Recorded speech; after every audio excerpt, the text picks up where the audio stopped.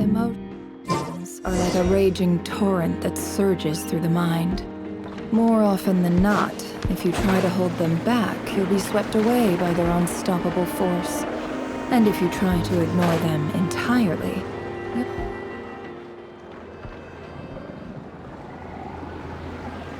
Oh, it's been a few days since we said bye to the others in Nasha Town. Still no news about Rarer, though. Where could he have slunk off to? If only he was gone for good. But with all the trouble he stirred up before, there's no way we've seen the last of him. Hello! You must be the traveler in Paimon? Mr. Flint has been looking for you. Unfortunately, there's been a serious wild hunt attack over at the quarry. He thinks it's time to regroup and figure out a plan. The wild hunt? Oh, uh-oh. We better get over there, right away! Come on, let's go!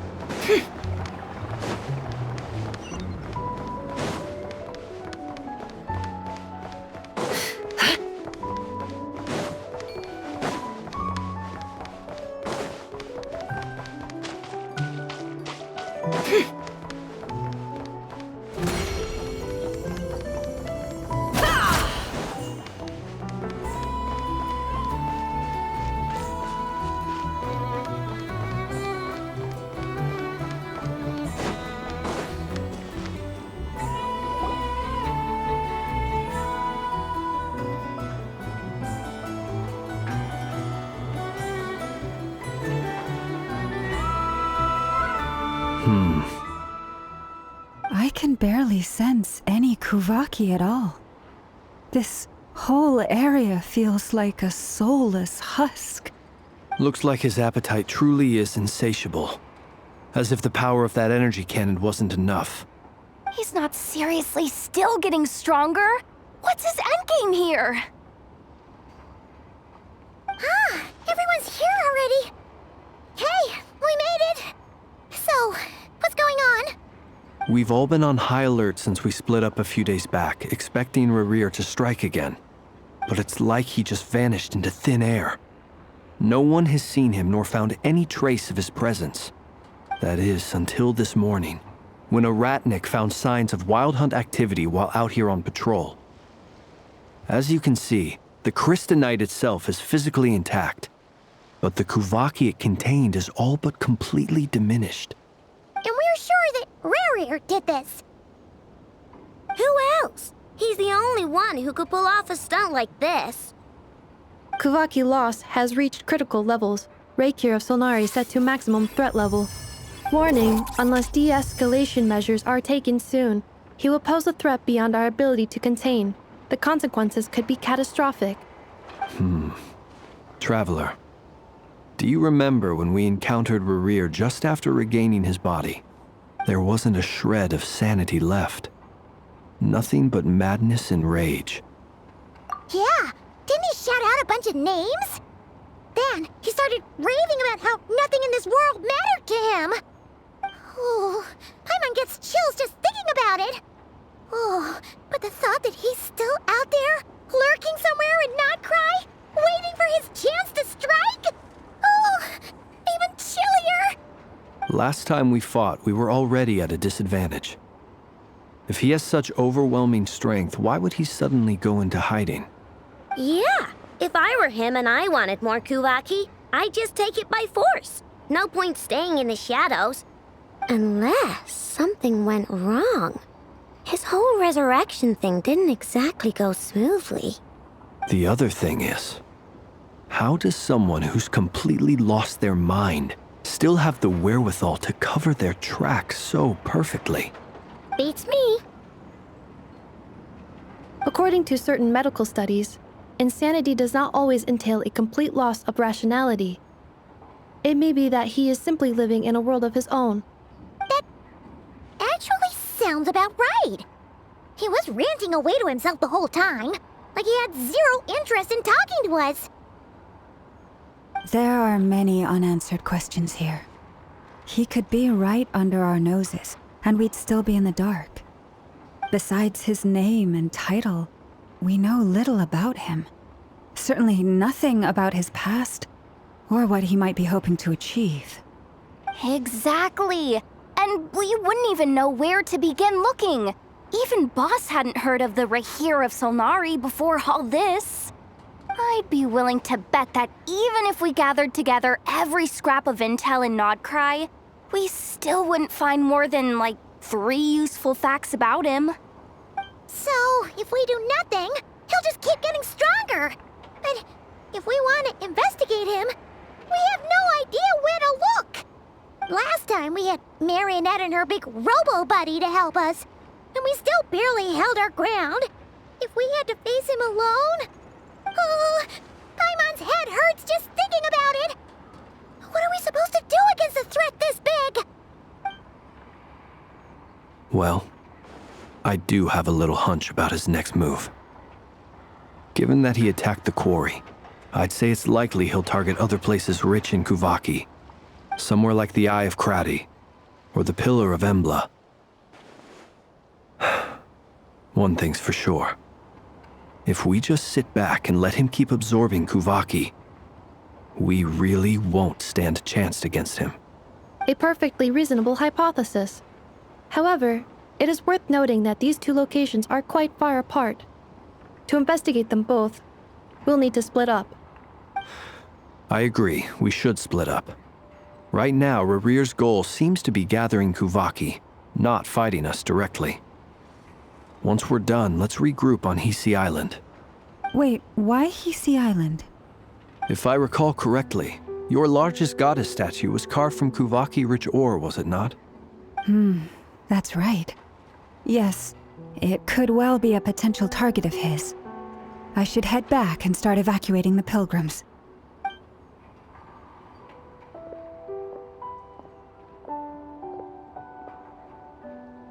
Splitting up's always gonna be risky. But I guess we don't have much choice, right?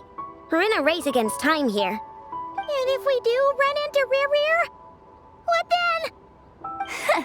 That's when you follow the 3rd rule of treasure hunting. Run like the wind.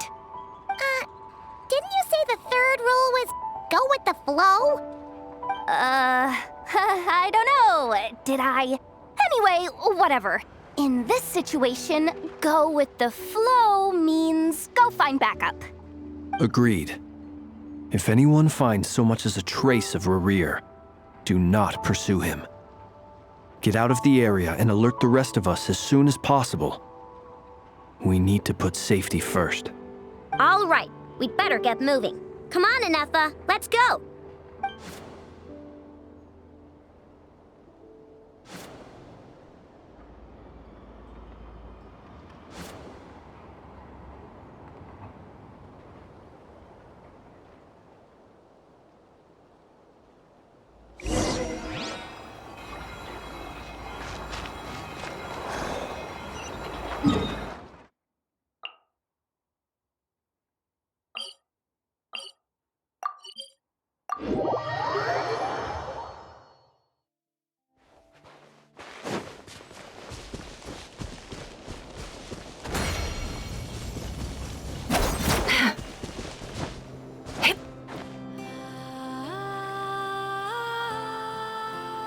Any leads? Nope. Diddly squat. No clues to where he might be hiding. It's like he's a ghost. It feels like we're sitting on a powder keg that could go off at any second. Oh, I hate this feeling. I'd rather face him head on than be left hanging like this. So, you guys didn't find anything either? Not loving the word either. How about you, Flints? I questioned a few Ratniki and eventually narrowed my investigation down to one suspicious individual. But by the time I got to his place, he was already gone. almost as if he knew someone was on to him. Either that, or he's just extremely cautious and doesn't stay in one place for long. He's been biding his time for a while now. The question is, where or what is his next target? No idea. Since regaining his body, he seems to have lost all interest in the fragment in my possession. If he did still want it, he's had plenty of chances to take it. All we can do now is hope that Ino and Anefa turn up some leads. Darn it, Rerir! If you've got the guts, come face me one-on-one! Wait, he's actually here? I didn't mean it, I swear! No, it's coming from Silver Moon Hall. The Lady Kutar might be in danger. Let's get over there, quick!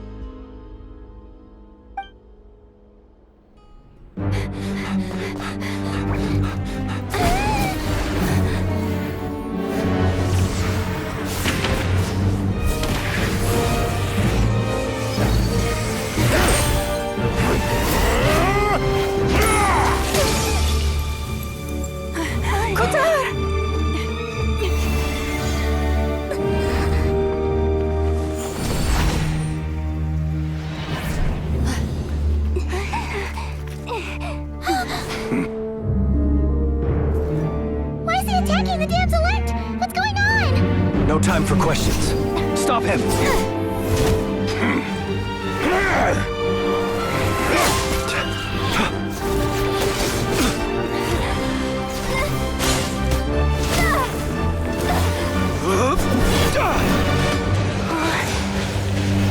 This is insane.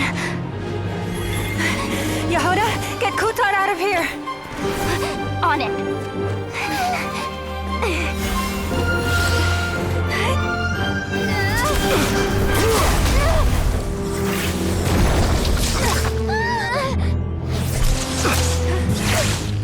Look where your feeble light has gotten you.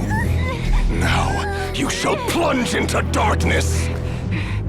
Thalindus, soon I will find a way. Watch out!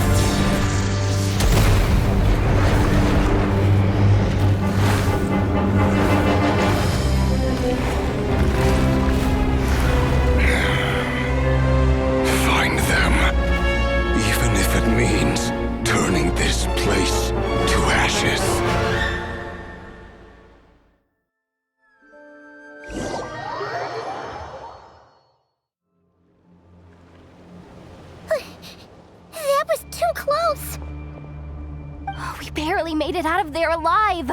What's that guy's deal? How'd he get so crazy strong? He's a threat to this entire nation. I doubt his strength could even be measured by conventional standards.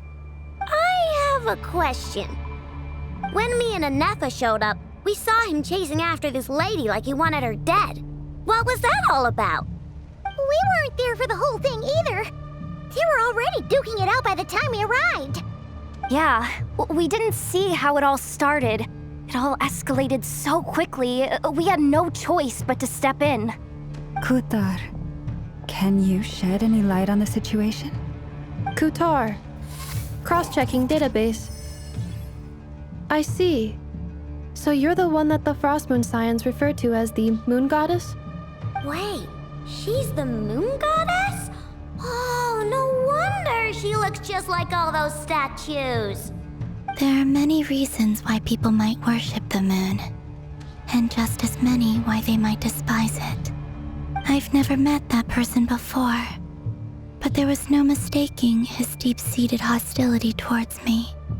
Why he holds me in such contempt, I cannot say. But since he hunts the power of the moon, it's no surprise that I am a target. Kutar. There are many potential motives. For instance, you help the traveler escape his grasp. This could be his way of taking revenge. It is also possible that he covets the Kuvaki inside you and seeks to take it for his own. The list goes on. But right now, devising a counter strategy should be our #1 priority. The likelihood of this location being discovered is close to 100%. A counter strategy? But we don't stand a chance against an enemy like this. Surely our only option is to run. He's not gonna chase us to the end of the world, right? So as long as we can sneak out of Krai undetected. No, I can't say that. Come on, Yehoda, this is serious stuff. You can't suggest we all just chicken out. Running is our only option. Huh? You seem surprised, but what other choice do we have? We are facing an enemy we cannot possibly defeat in battle. Well, I mean, yeah, but still. It's not too late. I can distract him, so you'll have plenty of time to make your escape. Wait, what? You're gonna act as bait? Doesn't that make sense? I'm the one he's after. There's no need for you to risk your necks on my behalf. A coyote doesn't stop for bypassers while it's howling at the moon. What is it, Loma? The Frost Moon Scions have already grown accustomed to life without their goddess. My presence here is no longer essential, and this is not my home, so you needn't ask me to stay. We can't just roll over and let him get away with this. That's not our style.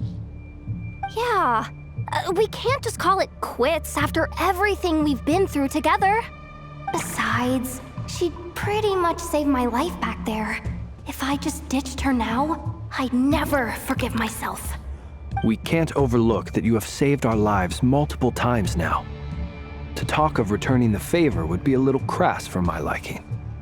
But suffice to say that we are friends, and friends look out for one another. Riri's true objective remains unclear. Even if we were to sacrifice Miss Kutar, there's no guarantee he would stop. But Kutar, I know why you left the Frost Moon Scions so long ago. It was because people started treating prayer as a form of trade. They would make self-centered wishes, force you to accept meaningless offerings in return, and then expect you to perform miracles for them, as if that were their entitlement. If it were me, I might have walked away too. But I believe that time can change everything, and that sometimes it takes losing something precious to appreciate its true worth. After much reflection, I've realized that this was never about whether the Frost Moon Scions need you. Any relationship based on need is purely transactional. What I truly hope is that you'll choose to stay, not out of obligation, but as part of our family. You were born here, and now you've returned. Who knows? Perhaps it was the moonlight that guided you home. thank you, Lauma. But my power is on the wane. I'm afraid I will be of little use to you now. Very well then. I'll do as you say. Those times you saved us, we were transported across great distances in an instant. Is that one of your powers as the moon goddess? It is, but I find it very draining. I barely managed to pull it off just now, and it will be some time before I'm strong enough to do so again. Rejected by the world, my power is dwindling. like a lake cut off from its source, slowly shrinking away. Now, it has almost run dry. What do you mean, rejected by the world? The 3 moons belonged to the ancient bygone era in which they came into being. From the moment I was born, the world itself has been steadily sapping away at my strength. The 3 moons are not one and the same. As the goddess of the Frost Moon, I cannot wield the powers of the other 2. Yet moonlight has a way of blending together. Each can reflect the other's glow. So when our fingers touched, I was able to restore my strength by drawing Kuvaki from the Eternal Moon's marrow. But this method of recovery is painfully slow. If only we could find the... It's the Wild Hunt! Even faster than we expected. We'll have to finish this conversation later. See how those Wild Hunt creatures are running away from us. They're likely just a scouting party, which means Rerir won't be far behind. Then what are we waiting for? Let's get the heck out of here!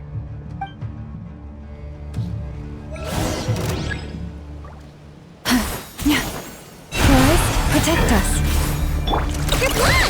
Being done well! Installation chamber deployed. Annihilation mode. They just keep coming! This is driving me nuts! Rerir's closing in on us. We need to pick up the pace. There's too many of them! And this time, we can't fall back on Kutar's help to escape. If this goes on much longer.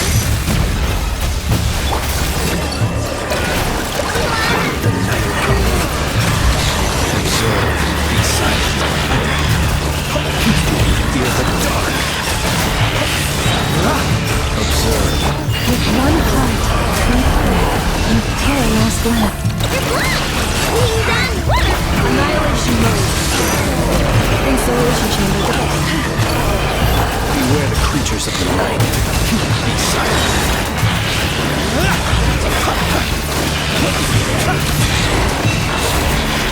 For the everlasting trust. Ultimatum protocol. Defensive mode engaged. Observe. The night comes. Close your eyes. Observe. By the frost moon evolved. We knew this. Installation chamber deployed. Annihilation mode. The long sleep beckons.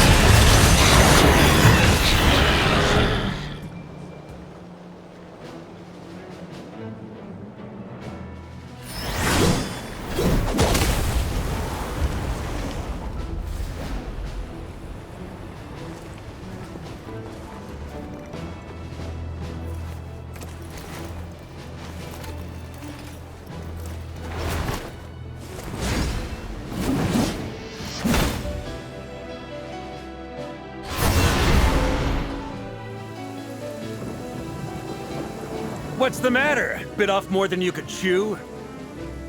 How are you? Uncle Varka! You're back from Amsvartnir?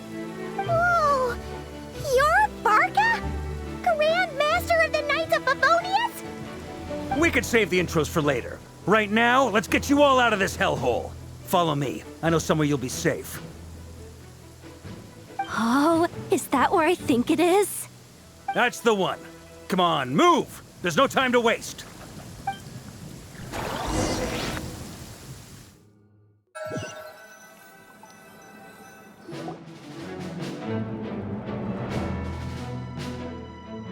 Wow!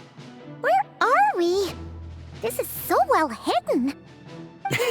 Well, that goes without saying. This is the Knights of Favonius' meeting place in Krai, and a contact hub for the Northern Intelligence Network. AKA, the black market of intel. No matter what faction you're with, it's the place to buy and sell information. Their headquarters are in Krai, but they've got contacts in every nation. As an expeditionary force on foreign soil, working with them has offered us the most effective way of getting our hands on reliable local intel. This is where we meet, so naturally, it's secure. Anyway, where were we? Folks from Krai should be pretty familiar with me by now, but I believe this is the first time we've met. Allow me to introduce myself. I am Varka, Knight of Boreas, and Grand Master of the Knights of Favonius. We've heard all about you. This meeting's been a long time coming. You look way younger than Paimon expected, but you definitely have that Grand Master vibe. Well, I'm no spring chicken. Just not showing my age yet. Definitely feeling some of that back pain today, though. Rushed back from Amsfartnir without a wink of sleep, only to get right into another fight with that freshly revived maniac. Another? You mean you fought him before? Yep. He wasn't nearly as strong back then, but he was still a formidable foe. I brought some of the knights along to give him a little surprise, but he saw us coming from a mile off. My squad took heavy injuries, and I barely made it out alive myself. We knew it might have been our last chance, so we staked everything on it. But still, it wasn't enough to stop him. I tried tracking him down afterwards, but he didn't leave a trace. Even in his unhinged mental state, he's as cautious as any trained operative. So, I decided to come find you. And as luck would have it, turned up to find you being ambushed by the Wild Hunt. The rest, you already know. Is that why he's been frantically absorbing Kuvaki these past few days? Because he sees you as a threat? Maybe I'm part of the equation, but even if I weren't, I'm sure he'd still be gathering power. He's clearly working up towards something. Note to self, Uncle Varka's strength rating officially upgraded. Guess it's my turn to ask questions now. So, what exactly has been happening in Krai? Why is the Wild Hunt returned in humanoid form? And why is it after you? That's a long story, but I'll try to make it quick.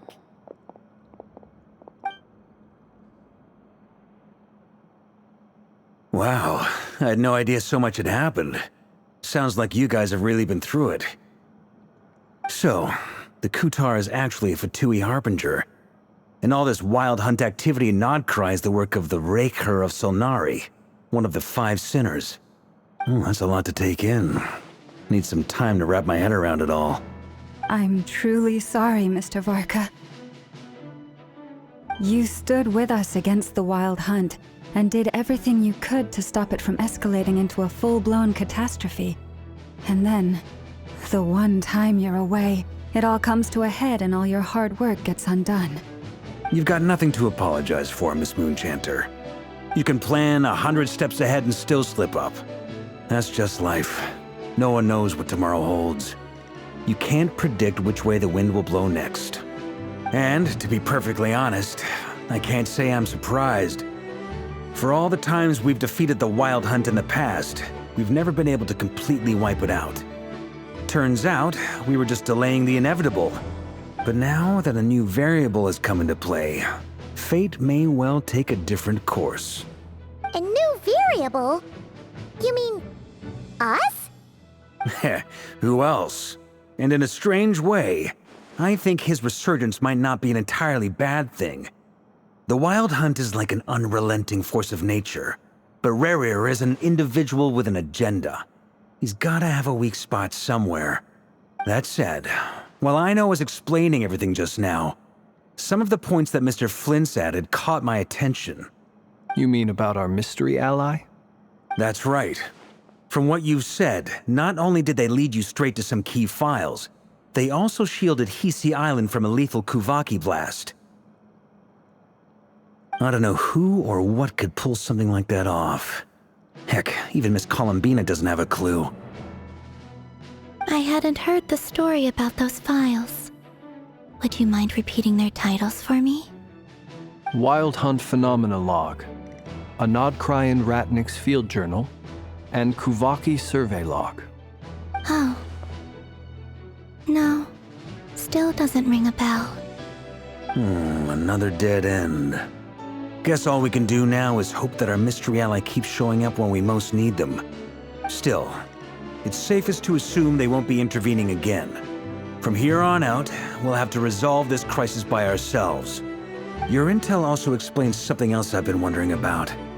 The reason I led my team to Amsfarnir was because we'd had reports about a possible source of the Wild Hunt showing up there. But once we looked into it, it turned out to be a red herring. I don't know who was behind it, but clearly, it served its purpose. I doubt it's by chance that he happened to make his comeback while my attention was diverted. And from everything you told me, it sounds like his scheming began well before his return. So maybe luring me away was all a part of his plan. But is it even possible that he orchestrated all of this by himself? The Moon Maiden and the Raker of Solnari, not Krai of all places. The way everything is unfolding, it can't be a coincidence. So, what do we do now? Got any ideas? Right now, we've got at least 3 things to consider. Let's go through them one by one. First, we need to figure out how to take down Rerir. If we can't beat him in a straight-up fight, the rest won't even matter. To my knowledge, the bulk of Nodkrai's fighting force is already gathered here. But even with everyone united, we're still no match for Rerir in his current state, let alone with his power still growing. What if there was a way to tap into a new power of our own? How so? Have you thought of something, Columbina? 3 moons once watched over this world. The Eternal Moon was the largest, the Frost Moon was the brightest, and the Iridescent Moon was the most mysterious. They say that back then, the 3 moon goddesses wielded immense power, enough to shape the workings of the world itself. I now bear the Frost Moon's power, and the Eternal Moon's marrow resides within the Traveler. Hold on. Are you suggesting? The iridescent moon, the last piece in the puzzle. That's right.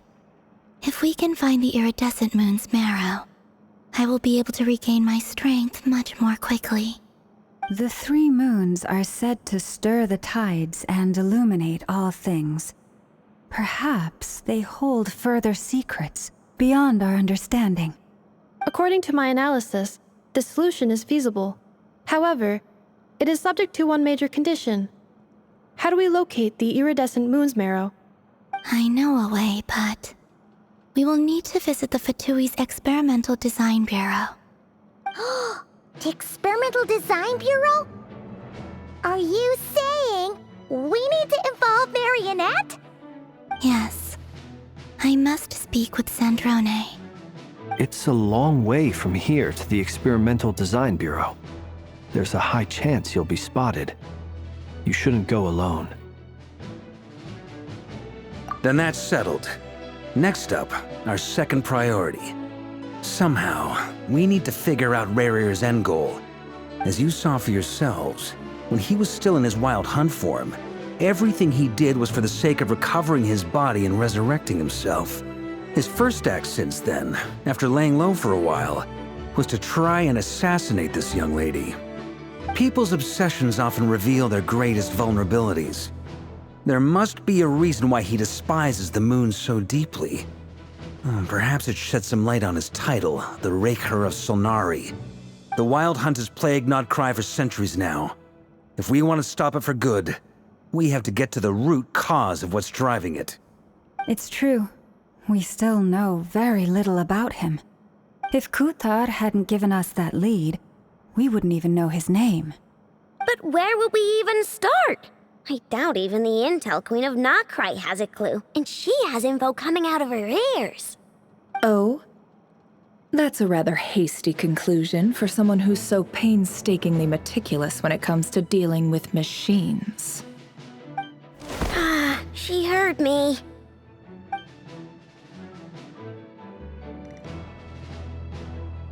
Boss! What are you doing here? I'm now asking myself the same question.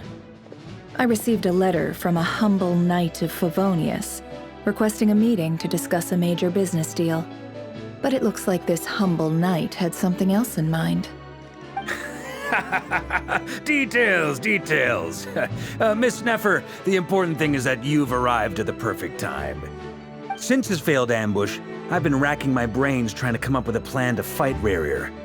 Given the severity of the situation, I think it's fair to say that our only chance lies in uniting as one. And I'm talking all the factions in Not Krai. We can't do this without the Curatorium, but I knew it'd be a tough job to win you over. So, I took the liberty of reaching out for a little chat. Wait a sec. How did you even hear about this place, Nefer? Didn't you say this is meant to be the Knights of Favonius' meeting spot? And a contact hub for the Northern Intelligence Network? And isn't it supposed to be super hidden?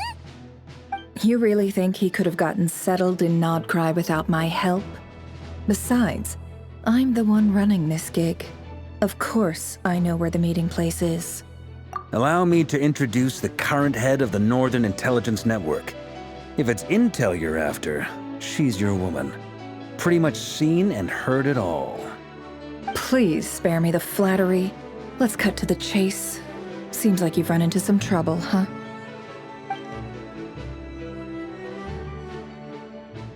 Well, this certainly qualifies as an unforeseen crisis.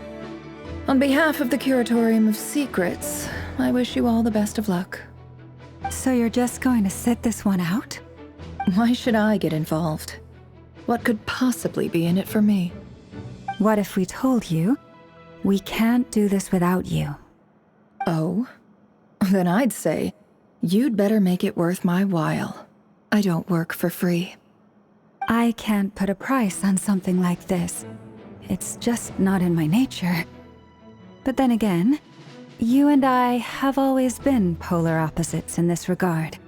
So I can't exactly say I didn't see this coming. If you insist on compensation, I will pay you. Consider this a formal commission.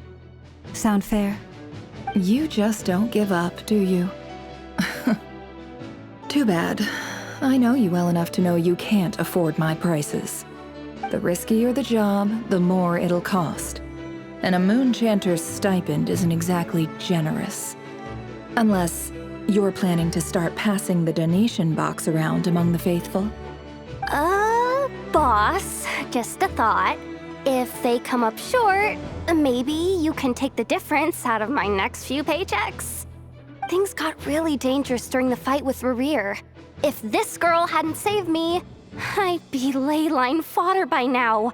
I'd be gone for good, boss. If there's any way we can make this work, I'd really like to help her. Please, I'm begging you. This is why I'm always telling you never accept favors. They are the hardest debts to repay. You have to be careful who you get involved with, or you invite all kinds of misfortune. Very well, Yehoda, I will help. But just this once. Don't count on this happening again. Flynn's, that fragment that Rarier was after, do you still have it on you? Of course. Let me borrow it. I need it to follow up on some leads. Wait, you actually have some leads? Shh. This is top secret information. I get it. We all have things we'd rather keep to ourselves. Plus, I know we can count on you, so we'll leave the intel gathering in your hands. And that brings me to the third and final item. We need to find a way to distract him. We need time to make our move, so someone will have to stall him. I'm in for this part, no matter what. Anyone coming with? Count me in too. Come off it, you two. Quit playing heroes. I'm way ahead of you here. And Nefa did a scan of the Moon Goddess's Kuvaki signature, and we're gonna use it to make some decoys over at the Kramkake craft shop. Anyone who's in, follow me. Once they're ready, we'll deploy the decoys across Nagkrai. So as long as the rest of you keep moving, he won't catch on to your scent and won't be able to track you down. I like it. Genius idea. No biggie. All right then, we'll split into 3 teams. Once your team has finished their mission, return here and wait for the others. Dismissed!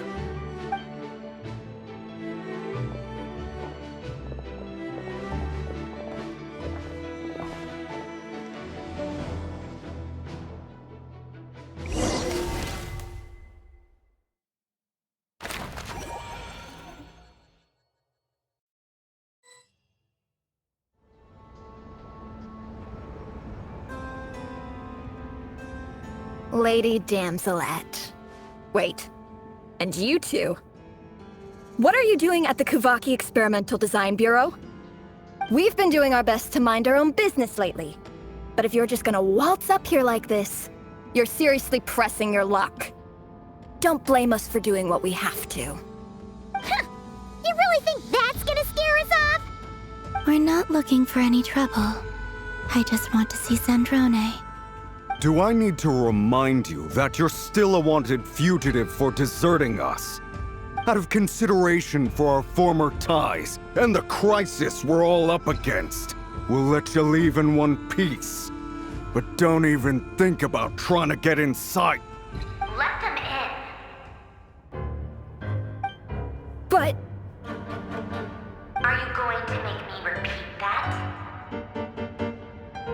No, my lady.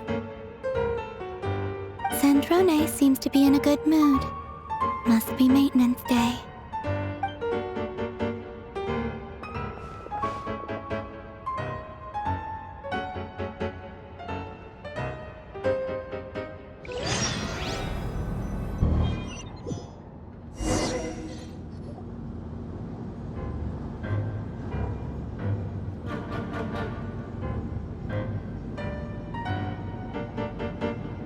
So tell me, to what do I owe the honor this time? Actually, before you answer that, just so we're clear, we're not colleagues anymore, Columbina. I don't owe you anything. I promise it's nothing big. It seems like you've gotten the wrong idea here. The only reason I let you in was because I was bored. It seemed like a way to kill some time and satisfy my own curiosity. Whatever miscalculations I may or may not have made in the past, I haven't lost the plot enough to even consider sticking my neck out for your sakes. I'd like to speak with Arlecchino. What? Huh? You mean the knave? I'd like to speak with Arlecchino. Is she in Krai? No, she's not. Once the work on this facility was completed, she went back with the Rooster and Regrator. The only ones in Krai are me and... What is it you need to speak to her about anyway? Rerir is hunting me. If I'm going to face him, I must first retrieve the lost moon.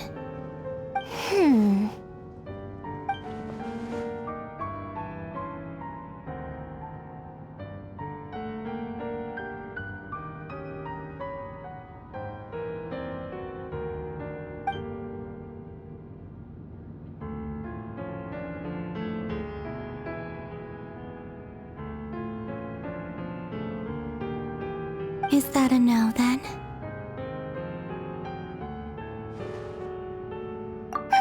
As if I need reminding.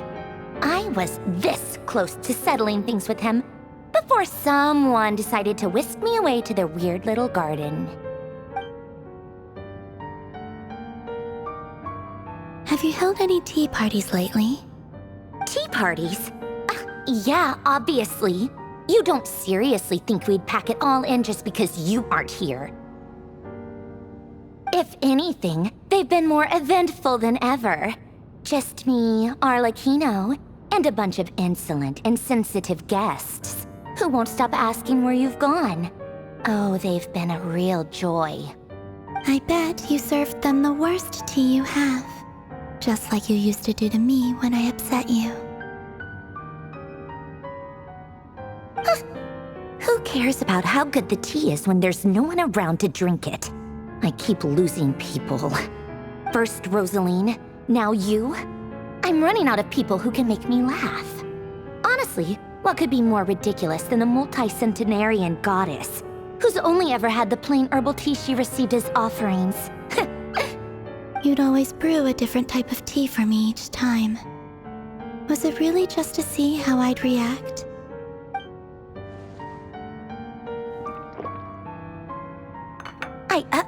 Well, duh. Why else? Watching you squirm was practically my only form of entertainment.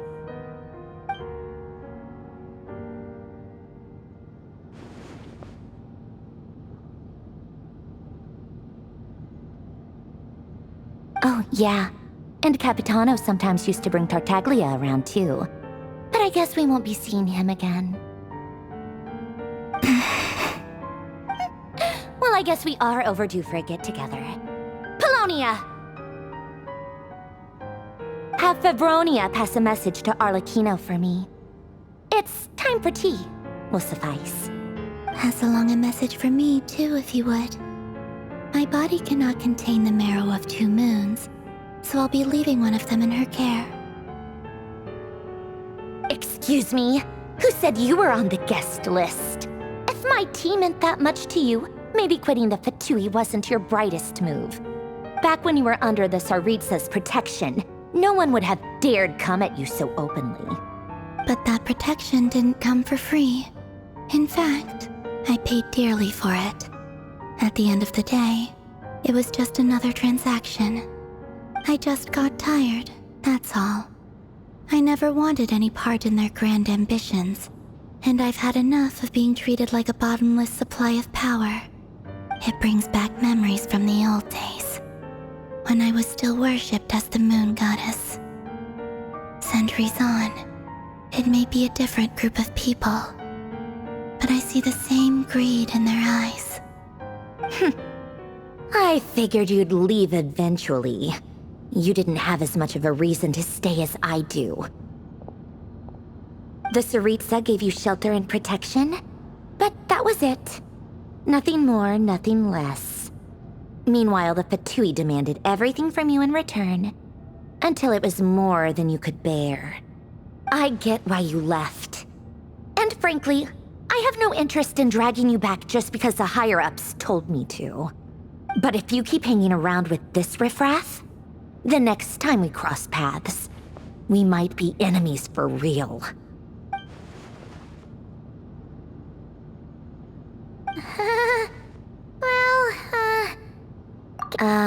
That might be your plan. But it sounds like someone else wants you to stay a little longer. Huh? What do you mean? Listen.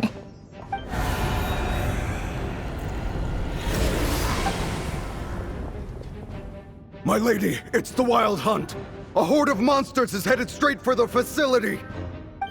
Another uninvited guest trying to crash my tea party. Clear the area! I'll handle this. Wait, what?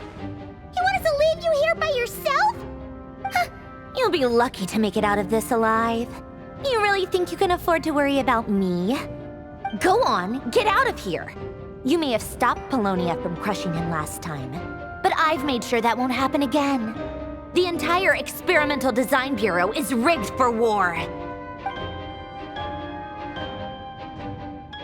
Stay and watch if you want, but it'll be at your own risk. You're not flagged as friendlies in the weapons system. Don't tell me what to do! Look, if you're leaving, make it quick, or you'll just get in my way. There's a secret passage on the 2nd floor. It'll take you right to the plains out back. Stare all you want, Columbina. You're not getting another invitation to my tea party. I know. But thank you anyway, Sandrone. This is exactly why you shouldn't hang around with those people. All their melodrama and sentimental nonsense is rubbing off on you.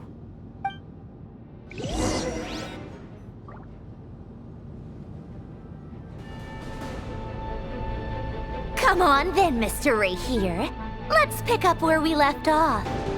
It's your Wild Hunt monstrosities versus my beautiful creations. Let's see who comes out on top.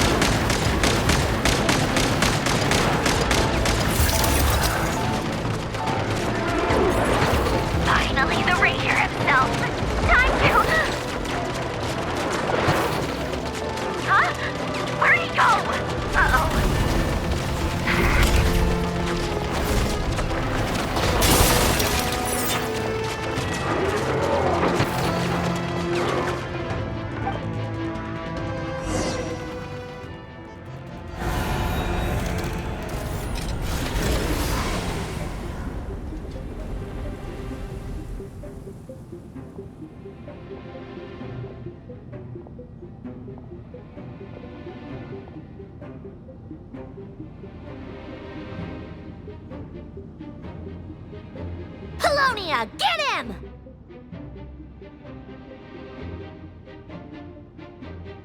I've upgraded the Luminia again since our last encounter, and uploaded every last scrap of your data. So let's finish this, once and for all.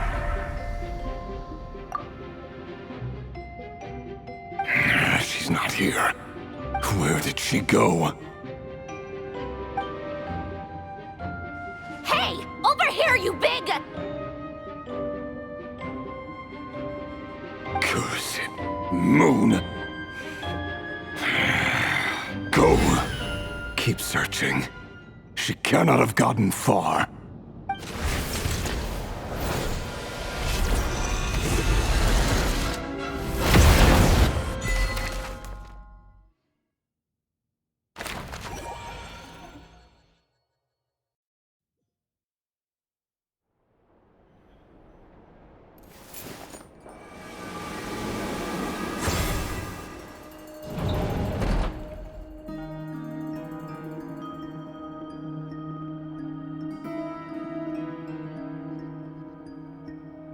So this is your method for investigating Rarir's past? It almost looks like some kind of ceremony. Good deduction. But it's quite a different affair from what you're used to with the Frost Moon Scions. Whoa! First time I've ever been in here. Boss always said it was off limits, so I pictured some kind of creepy dungeon. But it's actually kinda nice. Oh, I guess this must be Sumero decor? That's where Boss is from. And that nice shopkeeper who sold me my treasure compass. I'm not sure exactly what you've got planned, but it looks like you're all set. When do we begin? Whenever we wish. But for some reason, I've got a feeling this isn't going to end well. I've never faced Rarir myself, but from what you've told me, his power is beyond anything I could imagine. I, on the other hand, am just an ordinary businesswoman. Our paths should never have crossed, yet here I am, forced to make an enemy of him. If you ask me, you're about as far from ordinary as it gets. So what are you saying? You're getting cold feet? Once I take a job, there's no backing out. Still, I have to ask myself if the power I'm relying on will even work on an opponent of this caliber. And also how to make sure I come out of this alive if things spiral out of control. Death is the one thing we can take for granted. It is the great equalizer, however fortunate or unfortunate we may otherwise be. So it's important to consider how to spend what lifespan we have left. Come on, boss. Lighten up. Quit talking about death. It's bad luck. For once, I agree with you. When you're up against a foe like Rarir, there's no such thing as being too prepared. Is there anything I can do to help? That won't be necessary. I've already made up my mind. Time to cash in a precious favor I've been saving for a rainy day. Yehoda, I need you to find someone for me. The sooner the better. Find who? That shady merchant who sold you an overpriced treasure compass the other day. Come on, boss. You're pulling my leg again. In what way is she shady? She showed up when I was completely lost and sold me a neat little gadget that was exactly what I needed. Trust me, she's a good person. Anyway, I know who you're talking about. Don't go anywhere. I'll be right back.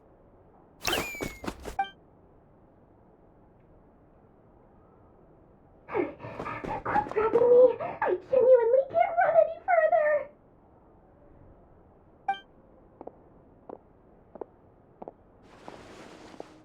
Hey, aren't you? What is it? What's the big rush?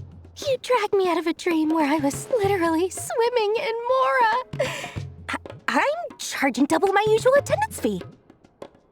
See, look how easygoing she is. After that rude awakening, she could have completely snapped at us. But instead, she kept it together and just asked for an extra fee. Dori Sangama Bay? I never would have pictured you two doing business together. If you want to make it big in Not Krai, it's all about connections. Lady Nefer just so happens to have a lot of intel that interests me. And she also did me a big favor in the past. It was back when I first arrived in Not Krai. My trusty assistant, the genie in my lamp, had an adverse reaction to the Kuvaki and fainted. And when you know it, that's when I suddenly find myself in a life-or-death situation. Good thing my compatriot was there to swoop in and save the day. I've been giving her a 30% discount off all of my goods ever since. Now, so that no one here feels left out, I'm willing to extend a 20% discount to fellow friends of Boss Nefer. Plus, any other friends you send my way will enjoy 10% off. What can I say? The great Lord Sangama Bay is nothing if not generous. So, let me guess. You've run into some trouble? I've got everything you could possibly need. And the more you buy, the more you'll save. You guessed correctly. What have you got in the way of survival gear? The one type of gear I've never been short on. What are you looking for? A jetpack fresh from the Academia's labs? An ancient suit of armor dredged up from the bottom of the sea? At the very least, I need to know what kind of opponent you're dealing with here. If even you're worried about staying alive, it must be pretty serious. What if I told you it's someone with the power to bring a nation to its knees? Is that so? Then we really are talking top-shelf treasures. I don't have anything like that in stock right now. I'll have to ask my supplier. Your supplier? A powerful woman, make no mistake. I can't reveal her identity, but luckily for you, I hear she's planning to visit Not Krai in the near future. If you're willing to wait, I can ask her when she's here. Can't say exactly how long that'll be, though. Then, let me put it another way. What would you do if you encountered an enemy like that? Roll over and serve yourself up on a silver platter? Of course not! I have a handy little trinket from one of my generous suppliers, which... Hold on. What exactly are you getting at? No, this is for my personal use only! Let's just say I'm borrowing it, all right? Just for insurance purposes. You'll get it back later. Favors are the worst kind of debt to owe, and now you've got a chance to repay one. A win-win situation, don't you think? Fine. You can borrow it for 5 days. No, make that 3. And for every extra hour after that, I'm charging you 1,000,000 mora. Deal? Deal.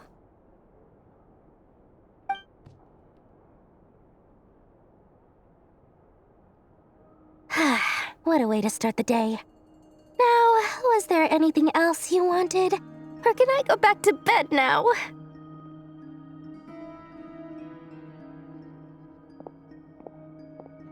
That will be all. Take care now.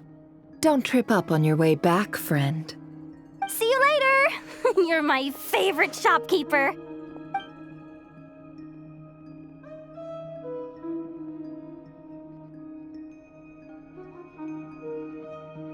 Excellent. Everything is well and truly ready. The ceremony can now begin.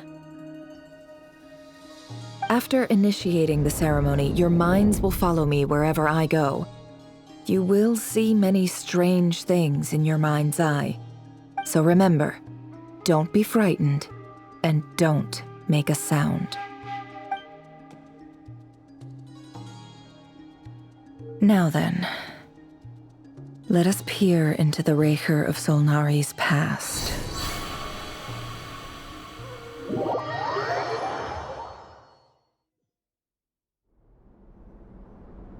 I made it. I don't recognize this style of architecture. Must be Conrian. Simple furnishings, table and chairs. It's a more ordinary house than I might have expected. Looks like the fearsome Raker of Solnari came from surprisingly humble beginnings. Unless this passed for luxury in Conria. Unlikely. It was said to be a very prosperous nation in its heyday. Anyway, I'll keep exploring.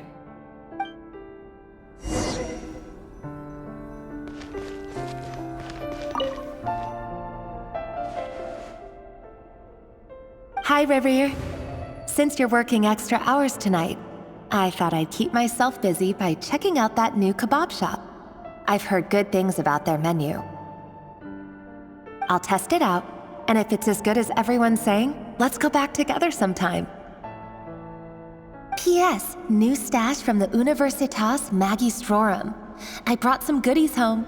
A few teacups and a pin rack. Hope you like them. They didn't sign their name, but they must have been close. Sounds like they were living together.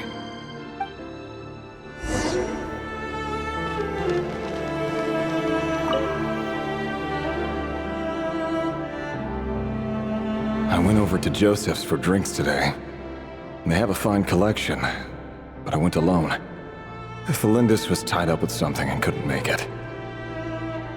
Joseph asked why I came alone, but I didn't really have an answer. He then went on to ask about other things. If you ask me, someone who asks that many personal questions is too nosy for their own good. But if he invites me again, chances are I'd still go. Felindis. That's the same name Ririr mentioned. Crane imports keep falling. If things don't pick up, we'll soon be back to meat and mushrooms only. Honestly, I'm not a huge fan of that new type of mushroom everyone's been into lately. Didn't it start out as a lab-grown variety? I heard it's even mildly corrosive. Seriously, why would you even eat something like that? I don't care if it's an impressive feat of alchemy.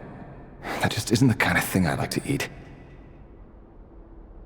Grain has to be imported, and they're eating a diet of mostly meat and mushrooms. Could it be because Conria is underground, so it doesn't get much sunlight? That would explain why they use so much stone in their buildings. They even use alchemically modified strains for food. Seems like the people of Conria don't have many options when it comes to dining. I've just about saved up enough now. Time to buy it and keep it somewhere safe. Making a big purchase. I wonder what it is.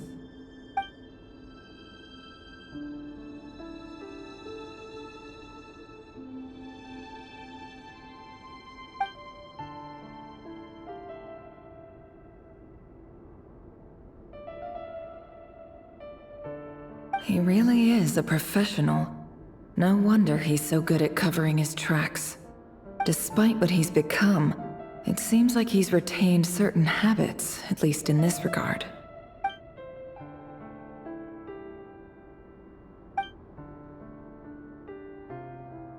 Did Rary rip it out himself?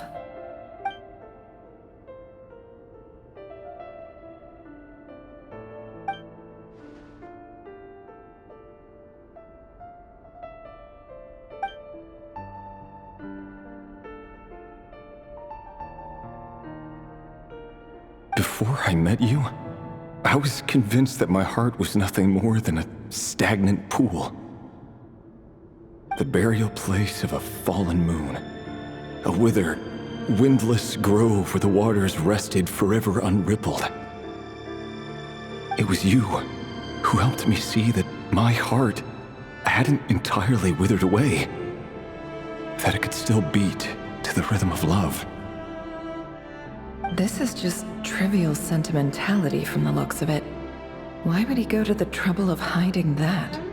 The burial place of a fallen moon.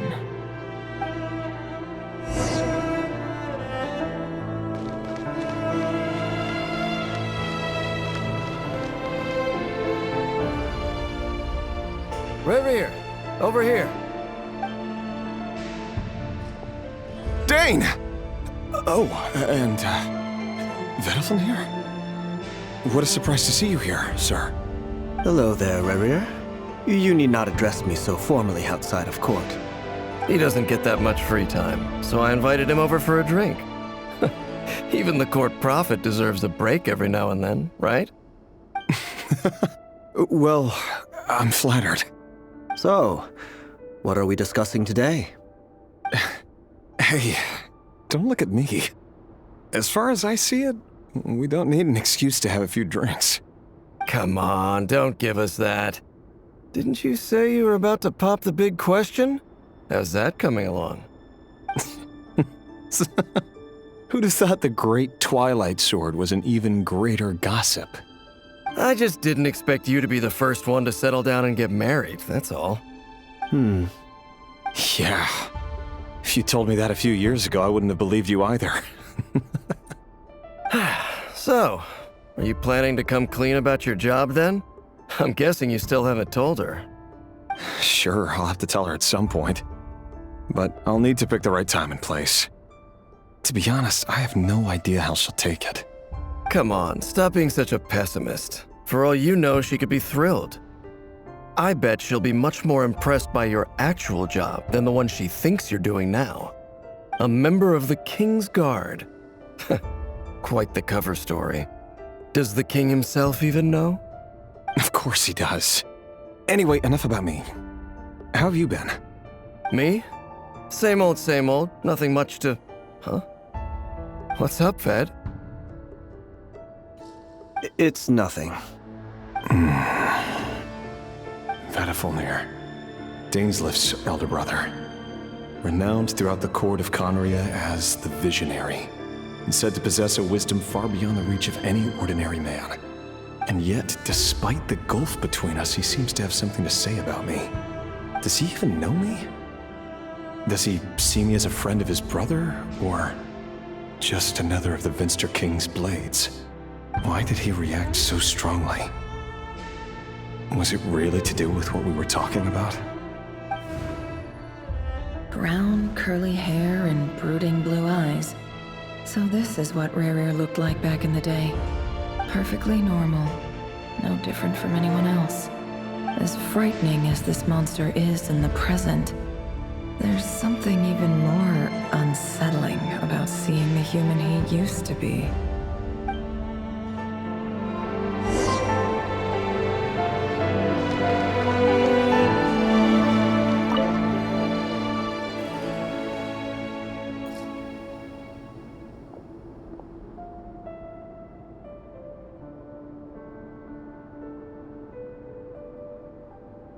Felindis?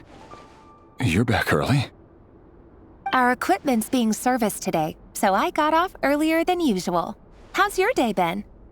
Aw, why the long face? Is something the matter? Has your boss been giving you a hard time again? Went for a drink with Dane and the others after work. Isn't that a good thing?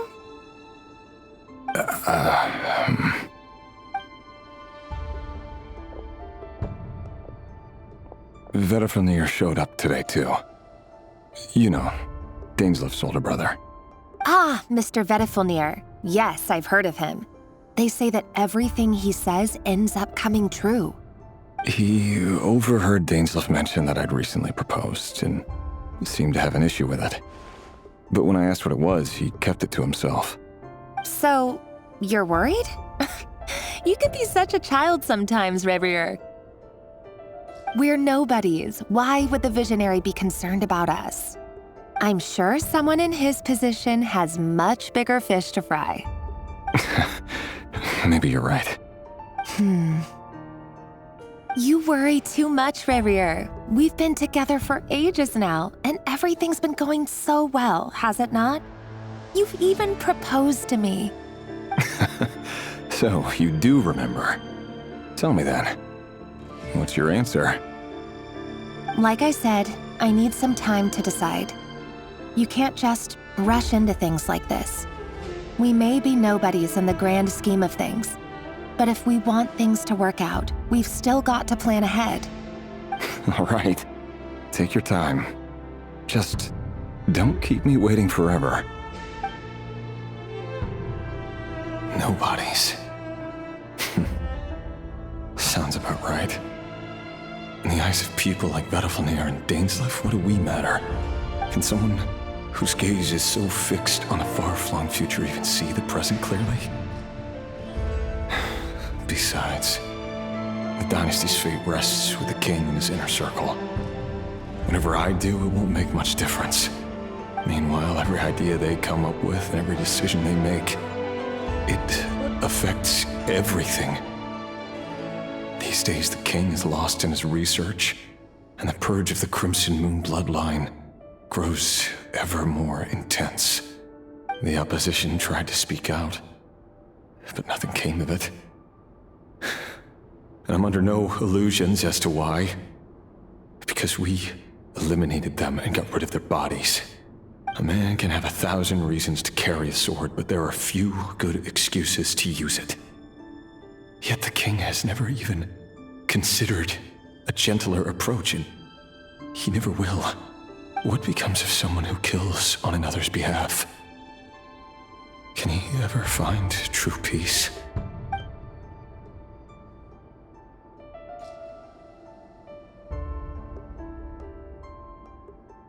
Thelendis,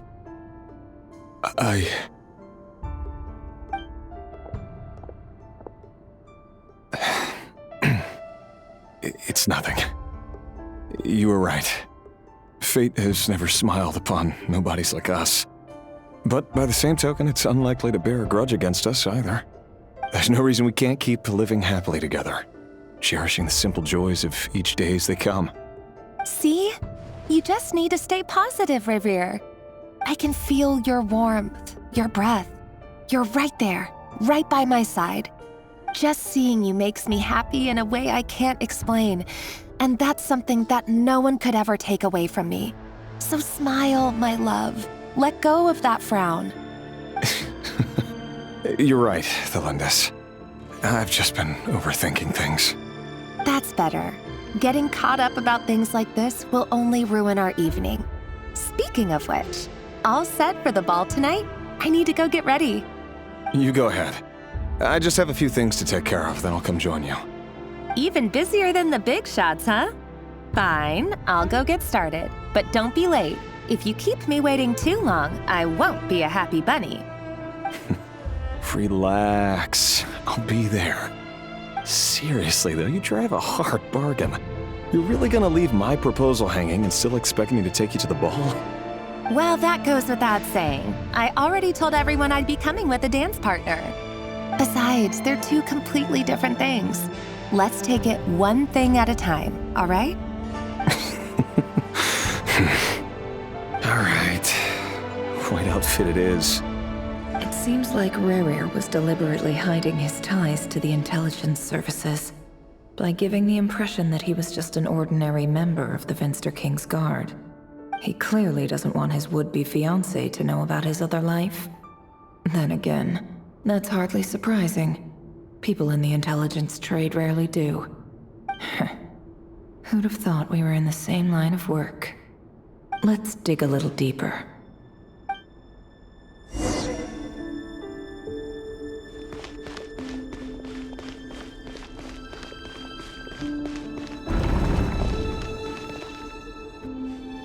Our last operation was a resounding success, and all thanks to you, Rahere of Solnari.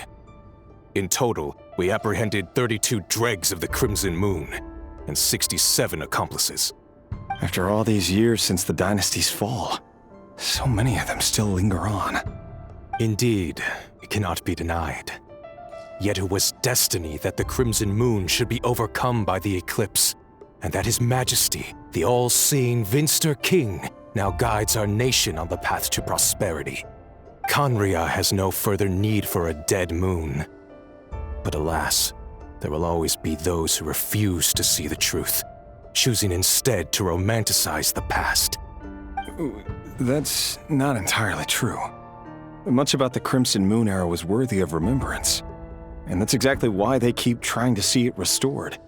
Many of its secrets remain unsolved to this day. As it happens, that's precisely the field of study my partner is devoted to. You still haven't told her what you really do for a living. Where would I even start? How do you tell someone that you're one of the king's hand-picked executioners? That your hands are steeped in blood? You didn't choose this life, any more than I did. Orphans like us don't get a say. But I'll sure as heck be the one to pay for it. Speaking of which, we need to be more rigorous in the way we identify direct descendants of the Crimson Moon. Someone, it seems, has strong opinions about my future plans. Most likely my marriage in particular. I have a feeling that we may soon become targets of the Crimson Moon's retribution. Your concerns are not unfounded. They've taken out many of our colleagues these past few years, and for that very reason. These are no helpless lambs we're leading to the slaughter. They're wolves in sheep's clothing. Take care, Rayhir of Solnari. I look forward to toasting you at your wedding. Thanks, Thorkel. You look after yourself, too.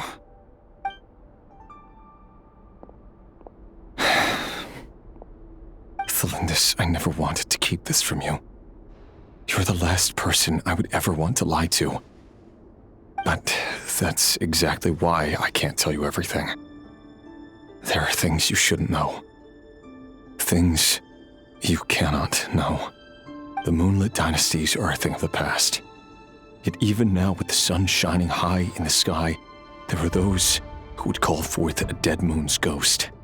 Could that be why Vedalfnir held back? Or was it because of some court secret he's not at liberty to share?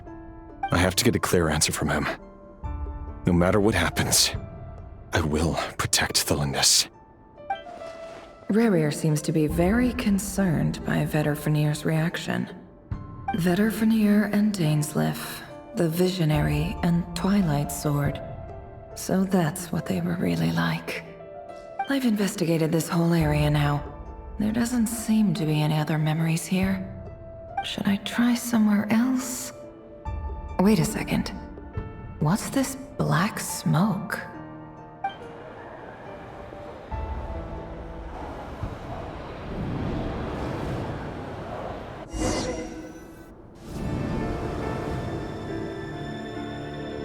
So, he's late after all. Just you wait, Rayhir. You're in for it. Big time. Are you waiting for someone, ma'am? Could I tempt you into buying some flowers? Oh, sure. Pick me out a pretty bunch if you would. Thank you. But I'm afraid none of them are as pretty as you. For someone so young, you sure have a way with words, don't you? I'm only telling the truth. Look me in the eyes. You'll see I'm not lying. May we have a word in private? Who are you?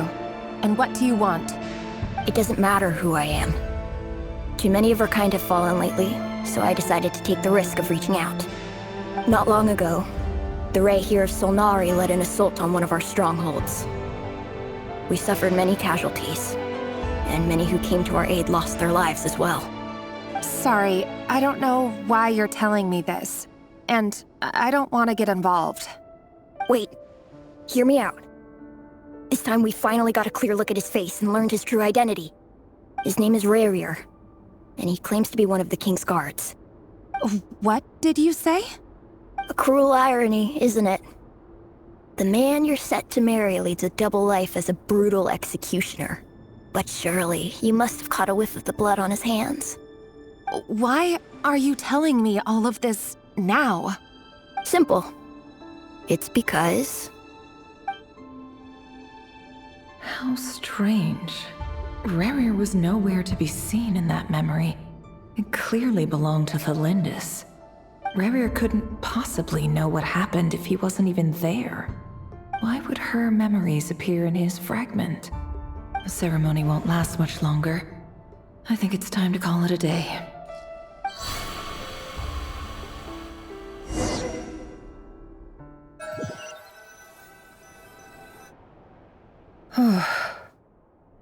So that was your doing? Did you just pull us inside Rayhir's fragment to spy directly on his memories? Any more questions and I'll have to start charging. I had no idea you could do that, boss! Seriously, that was amazing! We're not worthy. We're not worthy! I gotta admit, though, I'm itching to see what happens next.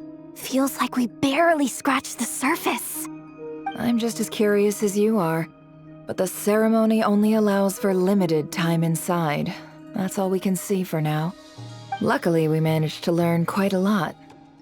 So far, so good. I just hope the others are doing okay too. Especially the group with the Traveler. Their mission is a risky one. Let's hope it's all going smoothly. If you're worried about them, go see how they're doing. If I know Boss, she's gonna need some time to write up all the details and make sure it's all coherent. I'll stay behind to lend a hand, but feel free to head back and meet up with the others.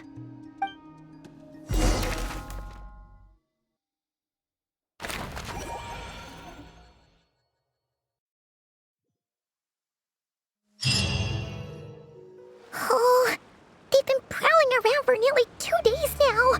These things just won't quit. Oh, they might not have seen us yet, but them constantly sweeping the area, our way out is completely blocked.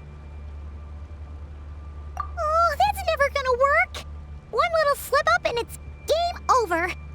If they spot us, they'll run straight back to Rare. And once he knows we're here, it won't be long before he's breathing down our necks again. Oh, guess you're right. All right, time to zip it.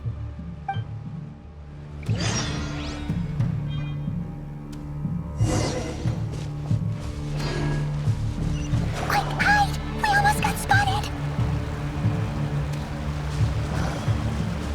Phew, that was a close call.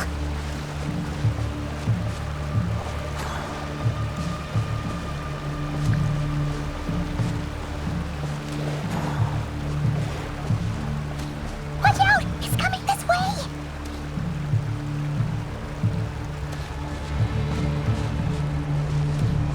Keep going. We're nearly there. This is the final hurdle.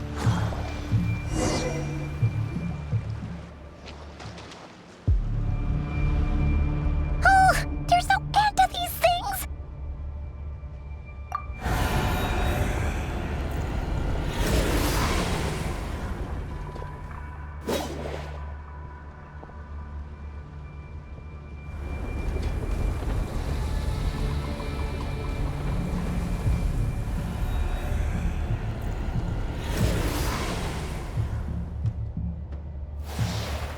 Fire. Fire? Wait, what's that smell? Oh no! There's a fire!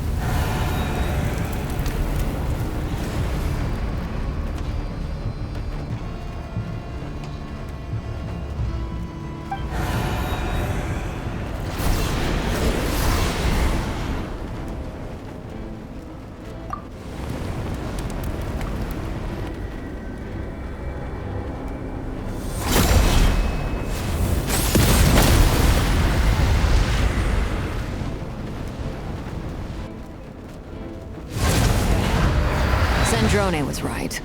You look weak, Columbina. The old you would never have let such lowly creatures bar your way. Word has it that you did something for the Tsaritsa, and that's why you've lost most of your power. Freedom comes at a heavy price, doesn't it? It's Arlecchino! You came! Hello again, Columbina. And greetings, guests of the House of the Hearth. It's been a while, Arlecchino.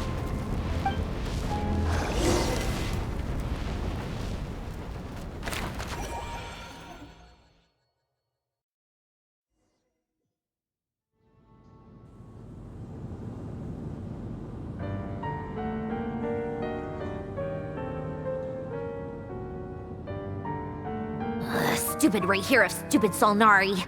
Ugh, whatever. I've got all the data I need. Next time we meet, you're finished.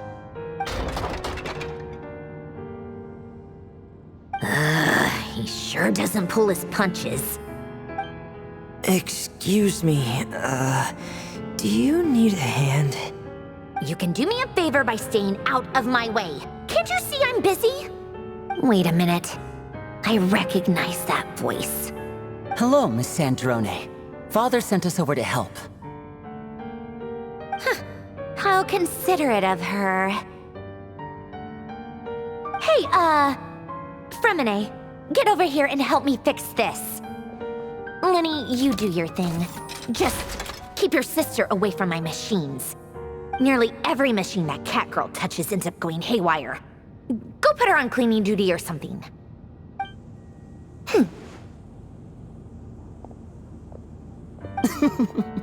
Then let's start downstairs.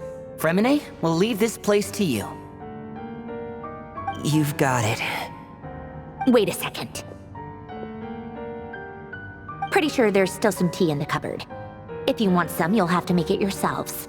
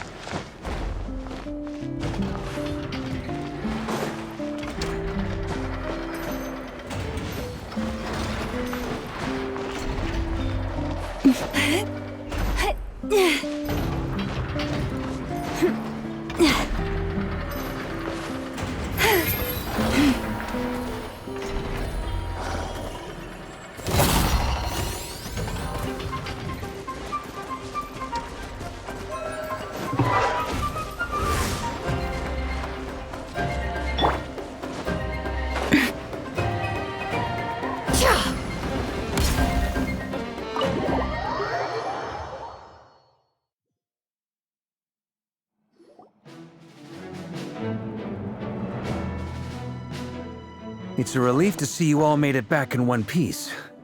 Huh? Feels like there's quite a few people missing. Where's Flint's and the others? And what about Nefer? I returned ahead of them. Flint is helping Ino and Anefa to set up the decoys and buy us some time. As for Miss Nefer... Boss is still wrapping things up on her end. She sent us back to fill you all in on the top secret intel we've been gathering. I see. Then let's get right into it. But first, who do we have here? You brought someone else in to help? Greetings. I was invited here to help as a longtime Tea Party companion of Columbina's. You may call me Arlecchino. Surely it can't be. Those eyes. Oh, where have I seen them before? Wait, of course. In those memories we just saw. The only Arlecchino I know is the fourth of the Fatui Harbingers. So either you share a pretty uncommon name, or you're more than just a Tea Party buddy. You're well informed, Grandmaster. A man from Mondstadt living all the way out here in Krai, and yet the people and affairs of Snezhnaya seem to hold a special place in your heart. Oh, the feeling's mutual. Sounds like you know all about who I am, too. A Fatui Harbinger. The atmosphere in here just got really tense. Guess we can't just start trusting Fatui Harbingers, even at a time like this. I must admit, though, I'm a little curious. Seeing as the Moon Goddess no longer belongs to the Fatui, what makes you so willing to put your neck on the line here? Nor does Krai belong to Mondstadt, Mr. Varka. Yet still, you're fighting for it all the same. Things don't always have to have a tangible payoff. Sometimes, stopping things from spiraling out of control is a higher priority than chasing the spoils of victory. Of course, I can't say there's nothing in it for me at all. But that's between Columbina and myself. Forgive me. I don't mean to doubt you. It's just that the Fatui really have been the source of many of our troubles. We have our own way of doing things here in Krai. But ever since they arrived, the Fatui have treated us with nothing but hostility. I know there's been a lot of bad blood between us in the past. I've done my utmost to avoid friction whenever I could. But sometimes fundamental conflicts of interest simply can't be settled amicably. That's why I'm here solely in a personal capacity. This has nothing to do with the Fatui. As a gesture of good faith, I'll be frank. I can help Columbina track down the iridescent moon's marrow, which will help her restore more of her power. Anyway, what else is on the agenda? Let's begin.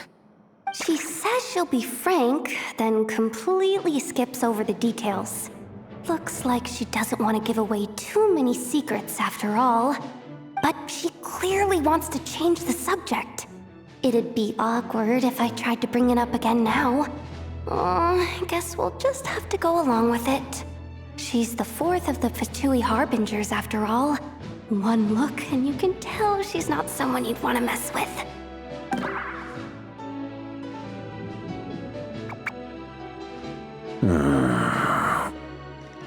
Well, since Miss Arlecchino sounds confident in her ability to handle that, we'll proceed to the next topic. Yehoda, time to share that top-secret intel. Alright, listen up everyone. First, we now know that Rerir was originally a Conrian secret agent whose primary mission was to hunt down and assassinate the so-called Dregs of the Crimson Moon. The Dregs of the Crimson Moon? Mm-hmm. In the memories, there was a lot of talk about the Crimson Moon and Eclipse, and a whole bunch of other stuff from the time of Conria. To my knowledge, those were the names of two different Conrian dynasties. Long, long ago, it is said that the people of Conria worshipped the Crimson Moon, drawing a mysterious power from its reflection. But one day, a coup saw the Crimson Moon eclipsed, hence the name of the new dynasty that replaced it, and how it became the new emblem of Conria. Still, long after the Crimson Moon dynasty had fallen, the last ruler of the Eclipse dynasty, the Vinster King, still coveted the secrets it left behind. So, he sent the Rehir of Solnari to secretly hunt down the Crimson Moon's few remaining followers. In those days, Rerir showed no signs of madness. In fact, he was as normal as any other person. Oh, and he had a fiancé, or at least a would-be fiancé, called Tholindis. What's the matter?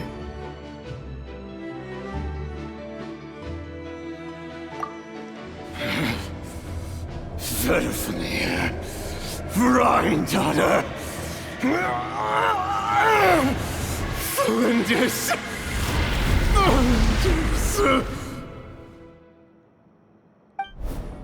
Interesting. Anything else? What about this would-be fiancé of his? Do we know anything about her?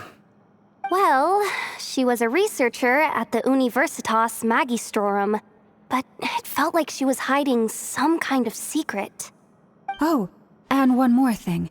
For some reason, Rerir's fragment also contains some of Tholindis' memories, though only a very small portion. Well, no shortage of potential leads, I'll give you that. In any case, it sounds like we can conclude that while Tholindis was still around, Rerir appeared to be lucid and quite normal. Tholindis, it seems, must have been the one thing in this world that he couldn't let go of. Tell me though, were these pure-blood Conrians we're talking about here? Why do you need to know that? Hold on. If she was a pure-blood Conrian... Oh yeah! Just like how it was with the captain!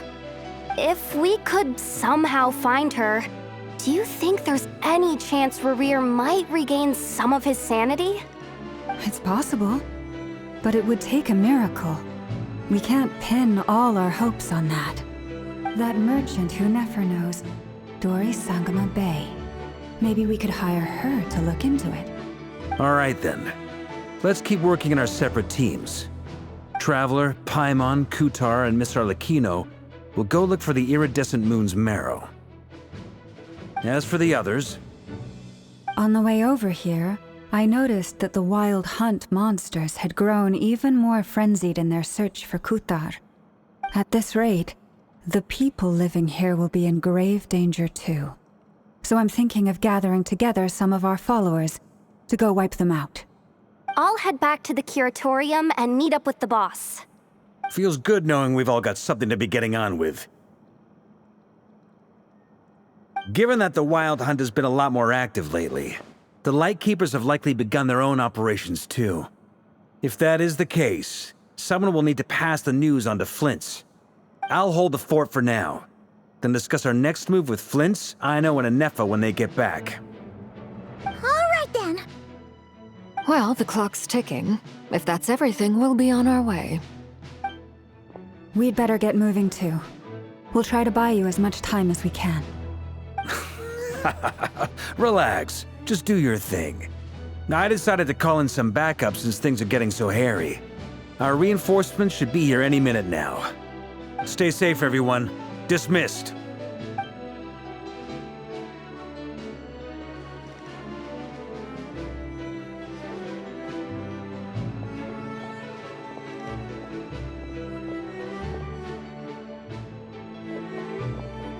We're back. Did we get here a little early? Or a little late? A tad late. The others have already set off. To summarize, our resident moon goddess has found us a new ally, and Boss Nefer has uncovered some promising info. Everything going smoothly on your end? Not great. I don't know how long we can stall them for. The decoys are getting taken out way faster than we imagined. I'm gonna make some more later, but I need a timeout first. I'm so tired right now. Oh, right! Anefa, could you fill in Uncle Varka on what we just discussed with Flint's? Sure. Uncle Varka, you previously told us about how when you went to investigate a source of the Wild Hunt in Amsvartnir, you discovered that it was just a diversion.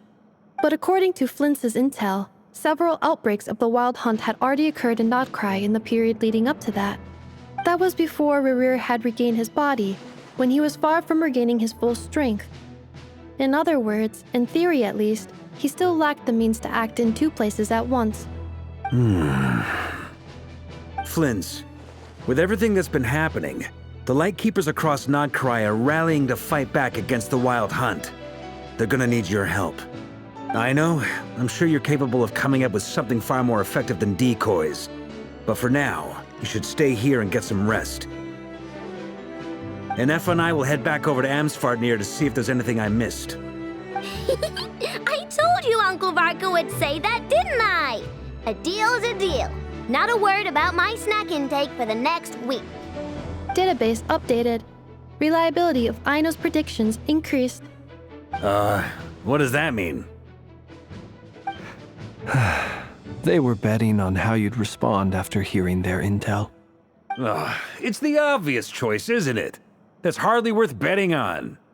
We already decided that Anefa should go investigate the situation over at Amsvartnir on her own. You might as well stay here and keep watch. Someone needs to hang back and oversee our strategy meetings. And besides, you still haven't fully recovered from ambushing Rerir. So I've ended up with the easiest assignment. Well, I appreciate it, everyone. See you when you get back.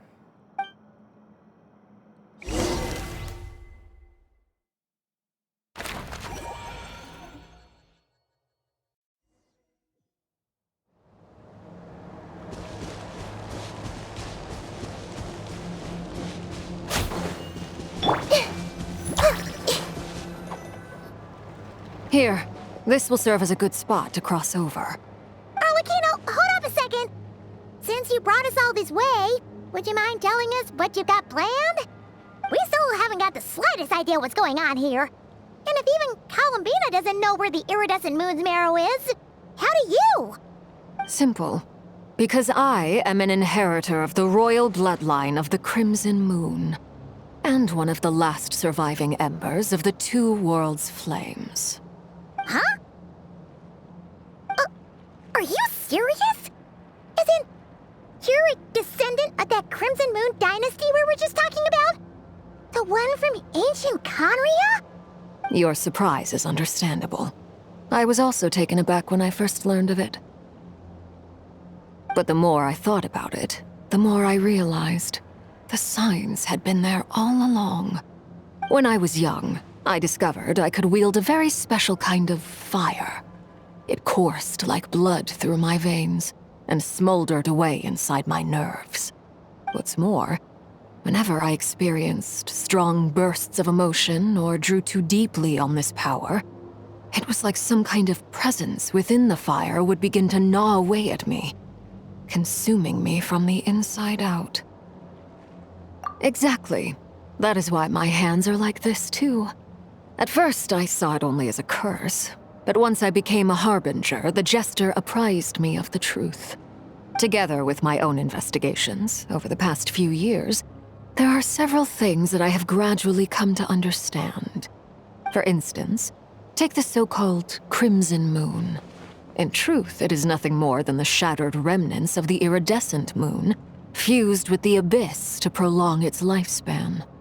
Since this blood flame was bestowed upon me by the Crimson Moon, it is a fusion of the iridescent moon's former power and the corruption of the abyss. You all understand the nature of the abyss well enough. I draw upon its power, and in return, it hungers for my soul. This strange blackness is the mark of corruption it has left behind. If I recall correctly, you once told me that if the corruption ever made it to your heart, you'd become a completely different person. Yes, and that's the reason I'm always careful not to push my power too far. It's essentially a never-ending tug of war. Whew. Sounds intense. Anyway, the rest of my story can wait. Is there anything else about the Crimson Moon or the iridescent moon that you're unclear about? Paimon has a question. So, the Crimson Moon that the Karians used to worship was actually the iridescent moon, right? Which was one of the three moon sisters. Does that mean that the Karians were to the Crimson Moon as the Frost Moon Scions are to the Frost Moon? So much of that history has been lost. We have no way of knowing exactly what they were like. But I would suspect that the Conrians weren't as devout in their moon worship as it might appear. The iridescent moon's remains simply served as their link to the abyss. Later on, perhaps someone discovered a way to make direct contact with the abyss. Or maybe there was some kind of ideological divide. Either way, a dissenting faction staged a coup and drove out the royal heirs of the Crimson Moon dynasty. Still, even with the dark sun looming high overhead, the Crimson Moon's glow never truly faded. If you want living proof, it's standing right before you. The first time we met, I sensed something familiar in your presence. When I looked at you, I felt I could see that mysterious red moon in the corner of my eye. In your flames, I saw its broken image, surrounded by a strange black aura. Well, I appreciate that you kept it to yourself. Much about the Crimson Moon is still a mystery, and I'd prefer not to end up as the object of an insane research project.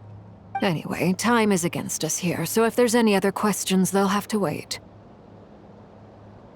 I just want to make sure I've got one thing straight.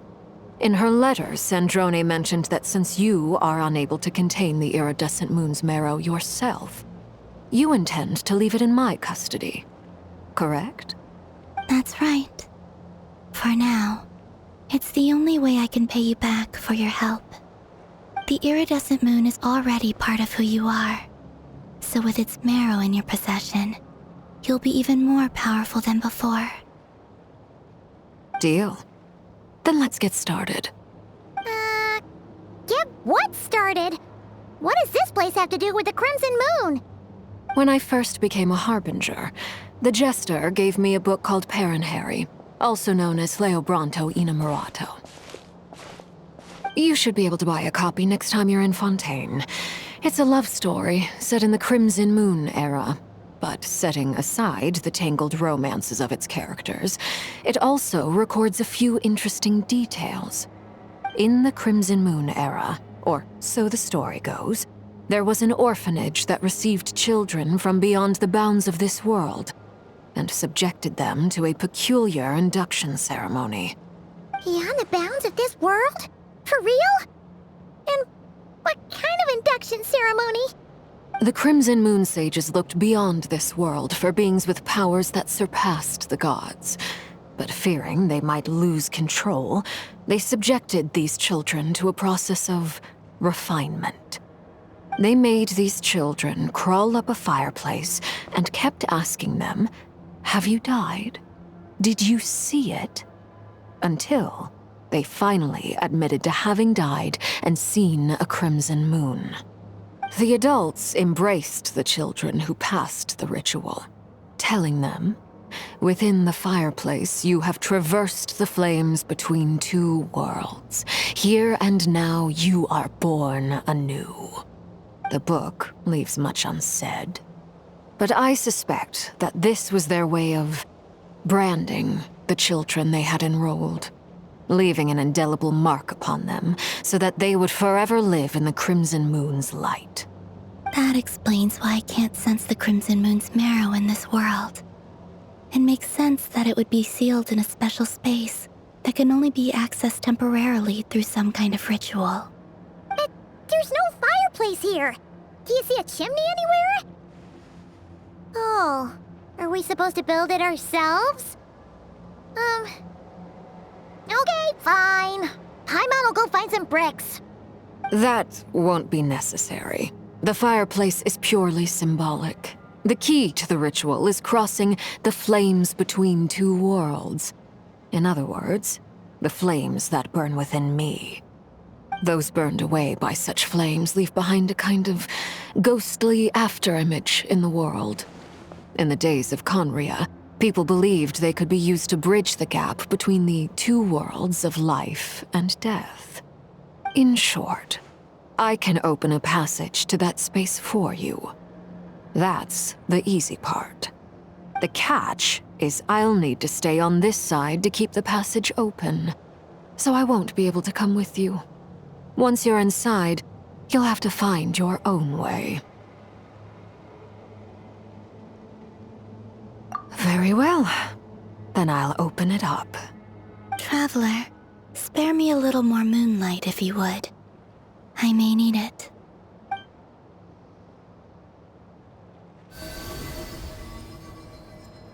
Thank you. I feel like I've recovered some of my strength now. It should be enough to move us across short distances and confront whatever dangers might await.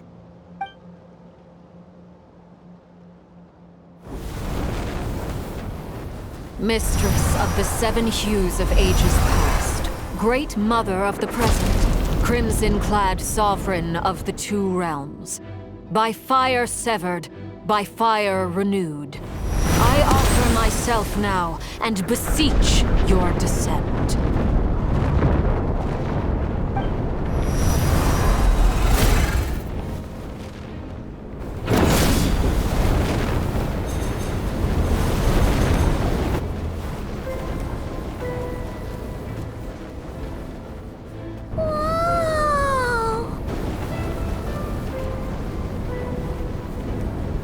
One word of advice.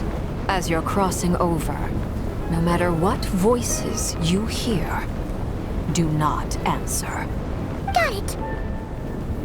I sense a sinister gloom inside, but also the familiar light of the moon. I feel that I am about to meet an old friend who has changed beyond all recognition. All right, let's go.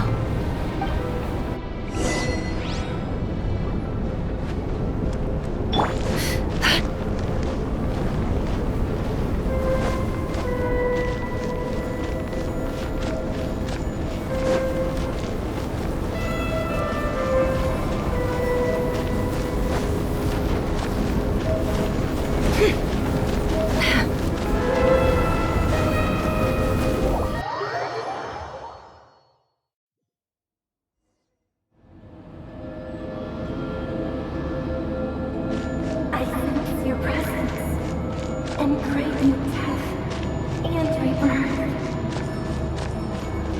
Wait, why are you? You have crossed over from another world, transcended fate itself. I have no right to.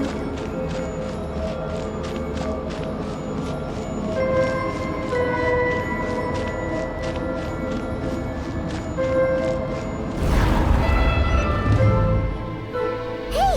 Look up at the sky! A red moon! This must be the spot, right? Is that the abyss? It's practically filled the entire place! What now? What a tragic sight. Fragments of your broken body, seized by the abyss and hung up aloft like mummified remains. Iridescent moon, was this truly what you wished for? Careful! There's something spooky about this place. Feels like something is lurking in the fog. Paimon's right behind you. Whatever you do, don't run off without her.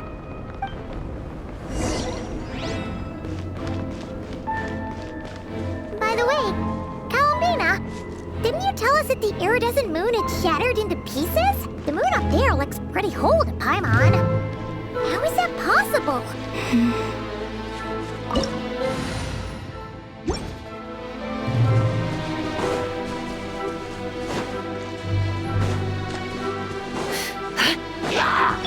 Rest and remake! I see everything! For the everlasting forest. Can't hide the truth.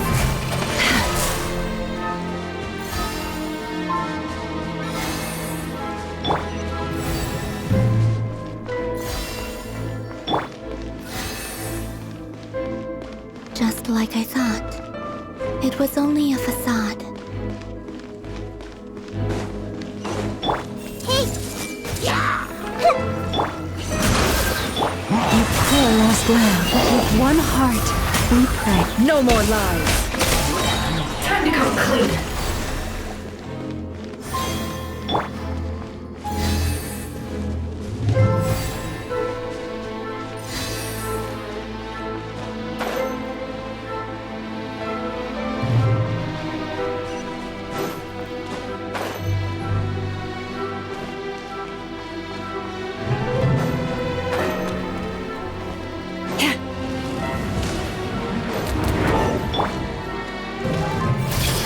Allow me! Forest? It all falls into place.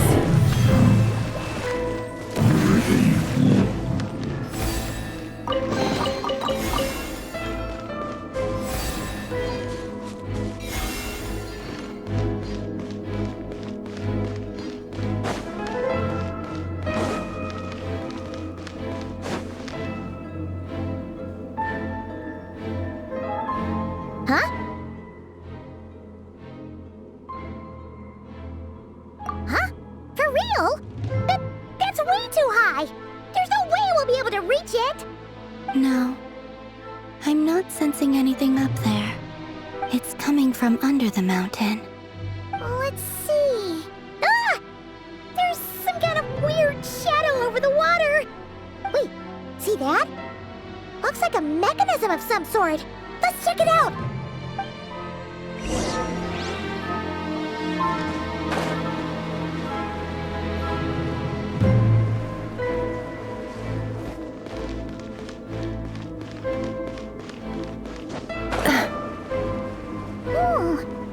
Looks like a device from the time of Kalia. Maybe people once came here to study the Crimson Moon's domain, and they left this behind. Oh, if we can activate it, we might find some clues.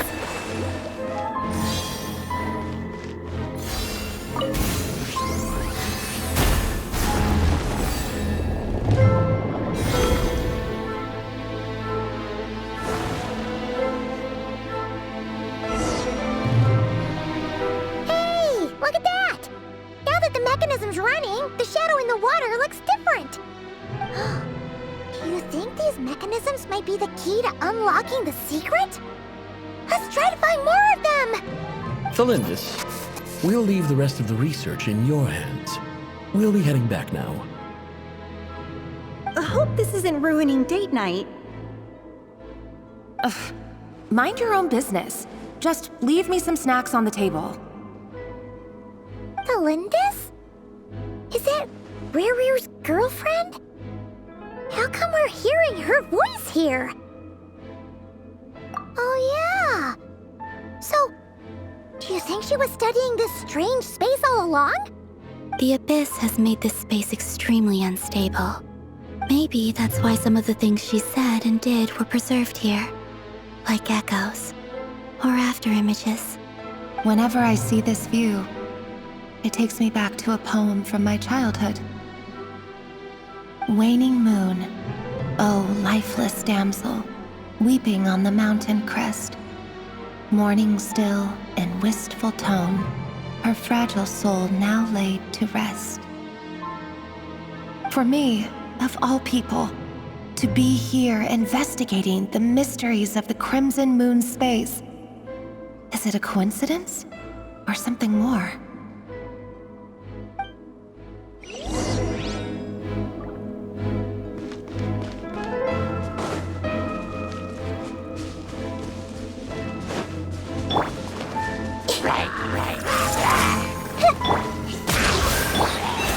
Protect us for the everlasting. Can't hide the truth.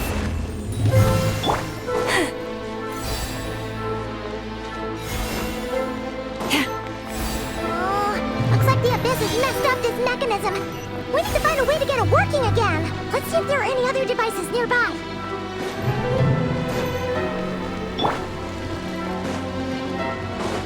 Just leave it!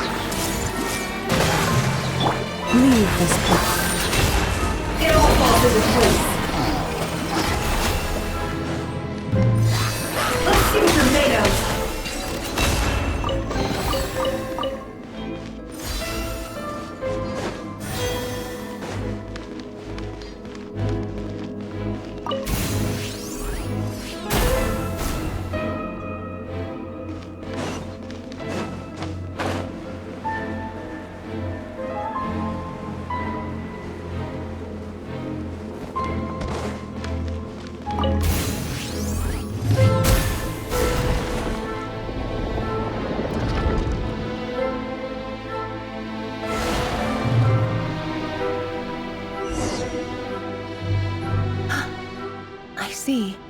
So the moon marrow, or rather the power of the 3 moons, is the key to unlocking...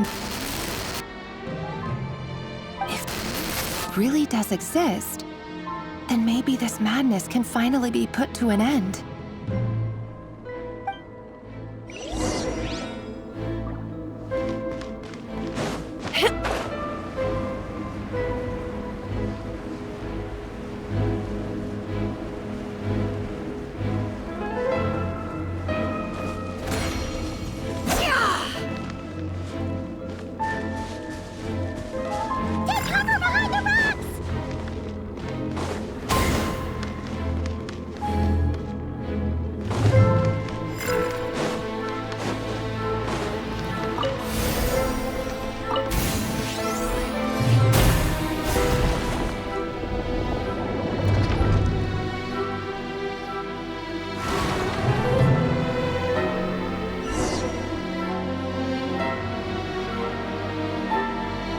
With the Abyss inhibitors in place, I should be able to access the chamber with the moon marrow.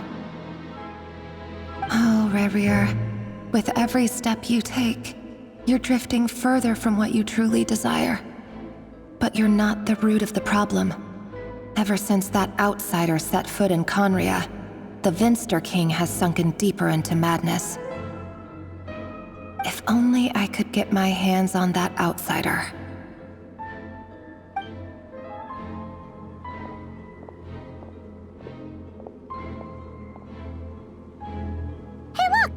The moon's reflection is back to normal! Galindis' voice mentioned a chamber with the moon marrow. Do you think maybe it's hidden in the moon's reflection? It must be. For within it, I sense the fragile aura of a dying soul. Then there's no time to lose! Let's go!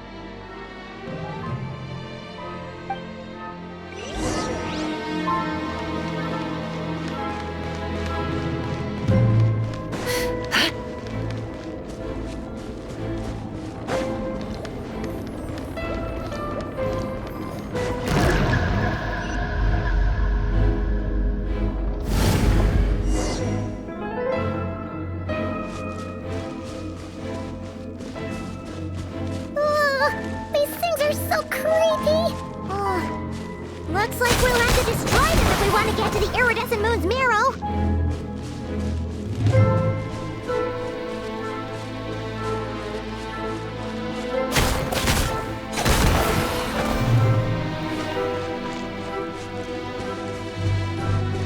That must be the iridescent moon's marrow. Oh, we'll need to destroy these things before we can reach it.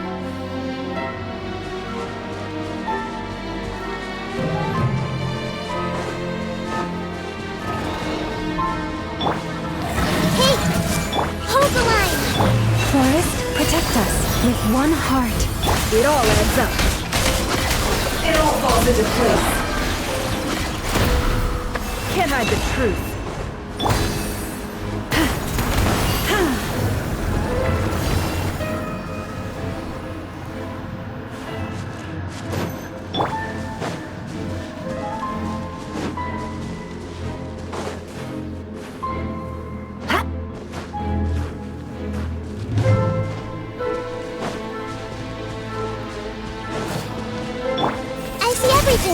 Allow me! Leave this. It all adds up. Let's see what you're made of.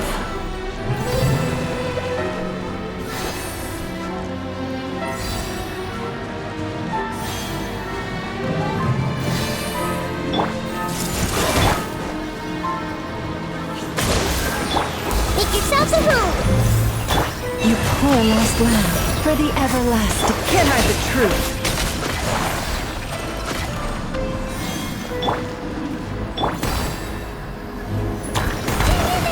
We're so close!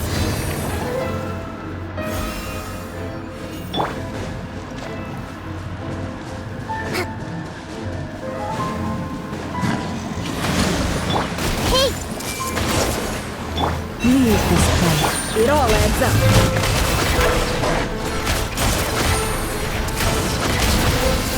Can't hide the truth. Billowing surge! This might hurt a little. You poor lost.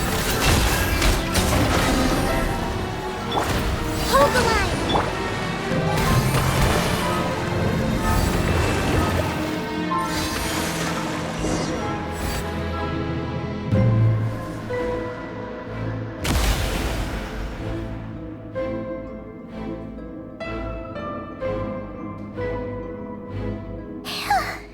We finally did it!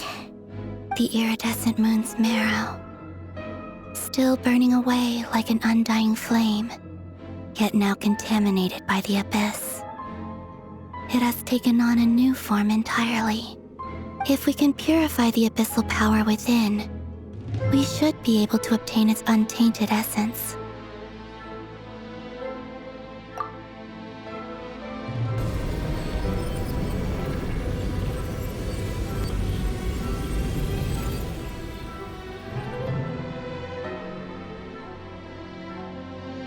It's so cold.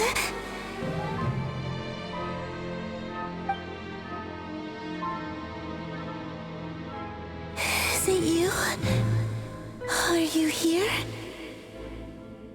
Huh? Are you talking to us? At long last, I can see you once more. Our fates have crossed, and I am finally free. I'm sorry, I lied to you. Even knowing what was to come, I still couldn't let go of the fear in my heart as death drew near. The moment the moon shattered, my body began to split apart piece by piece. Like I was being cut into pieces by 1,000 blunt blades. My thoughts scattered as the cold crept in. But I could not bear to fade away like that. Tell me, what was it that brought you to us all that time ago? If only I had possessed your courage, then I might have been spared this torment more painful than death. You look so puzzled. That's how I felt too when I first saw you. But trust me when I say that everything happens for a reason. Farewell, Hypo.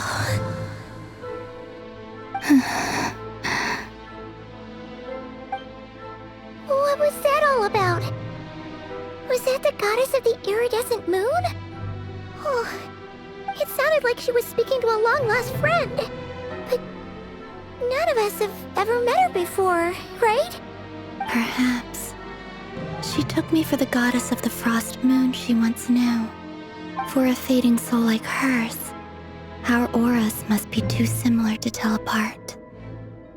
But anyway, we've got the iridescent moon's marrow now. That should help you regain your strength, right? Alright, time to leave this place and meet back up with Arlecchino. Let's go!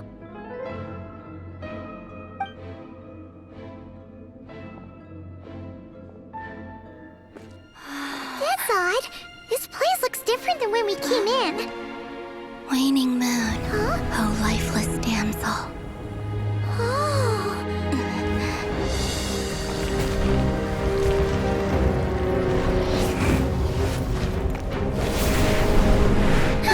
Hurry! The place is collapsing!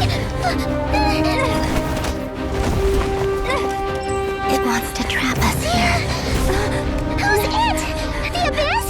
Now we've taken the moon marrow. All that's left here is a dark will. It will show us no mercy.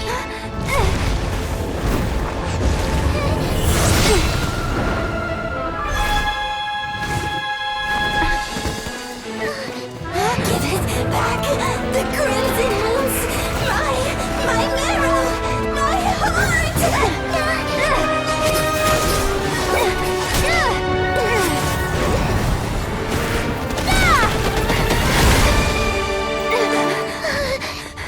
Finally!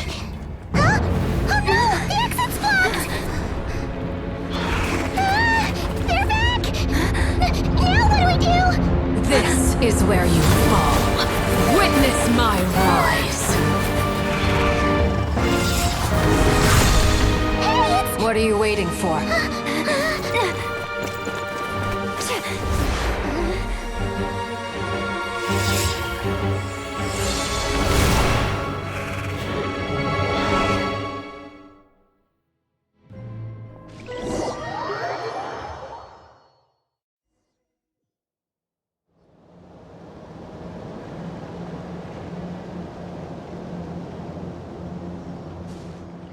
Oh, we made it! Was that you, Arlecchino? Did you save us?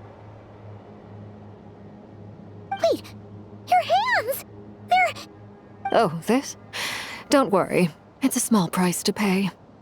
The Abyss wanted to trap you inside, and I defied its will by bringing you out. No wonder it's a little angry. No. I have paid the price, albeit a small one, and it cannot be undone. My hands have already fused with the Abyss. Purification would simply destroy whatever's left of them. But surely... Oh, we're so sorry, Arlecchino.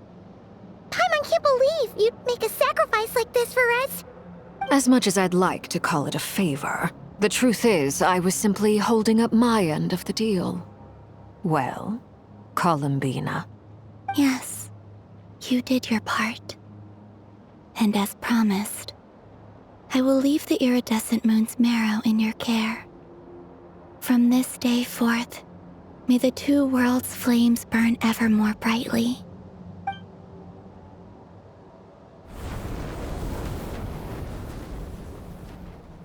I'll take that as a blessing. Now, Columbina, give me your hand. Accept this moonlight I offer in return.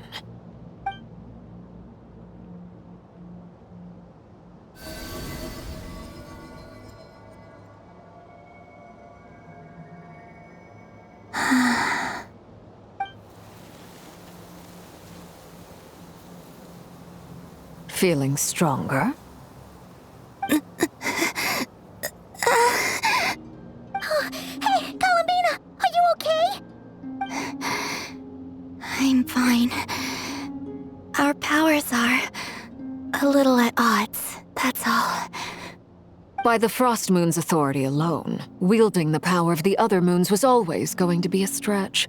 Still, I think it's fair to say that your strength has returned. At least to the level it was at as Third Harbinger. It's still not enough. There's no way I can hope to challenge Rayrier like this. Just one more ray of moonlight, if you would. It's okay. I can take it.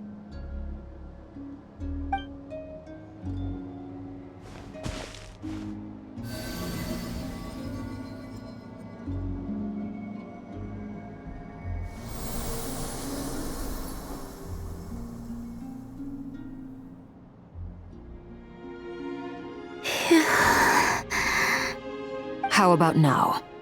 Fighting fit? At the very least, I won't have to stay hidden like before. I want to see him gone from Not Krai. The Ray here of Solnari and his wild hunt must be sent back where they belong. Well, it's good to have something to aim for. You certainly seem more alive now than you did earlier. When I first met you, you didn't strike me as a ray of moonlight. More like a wisp of fog drifting in from who knows where, ready to scatter at the first sign of a breeze. But now, you're full of vitality, just like the Frost Moon, once the brightest of them all. May you keep shining, Columbina. This is who you are. Thank you. Look after yourself too, Arlecchino. I know you have plans of your own, and that's why you're always seeking to grow stronger.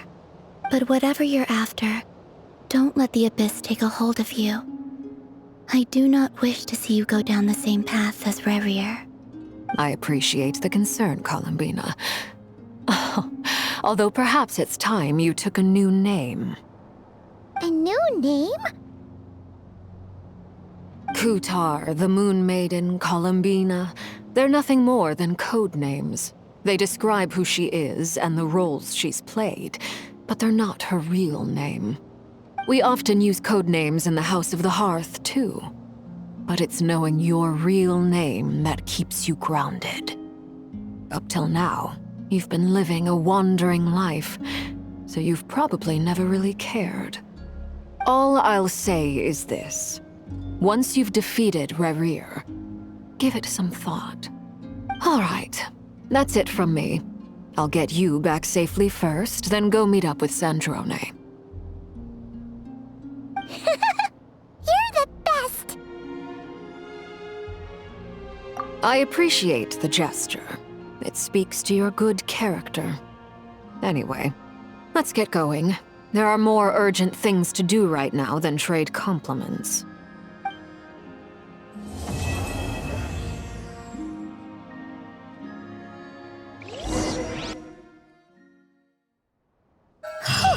It was a close call, but we got the iridescent moon's marrow and restored Columbina's strength, and that's all that matters. In other words, mission accomplished. Paimon wonders how everyone else is doing.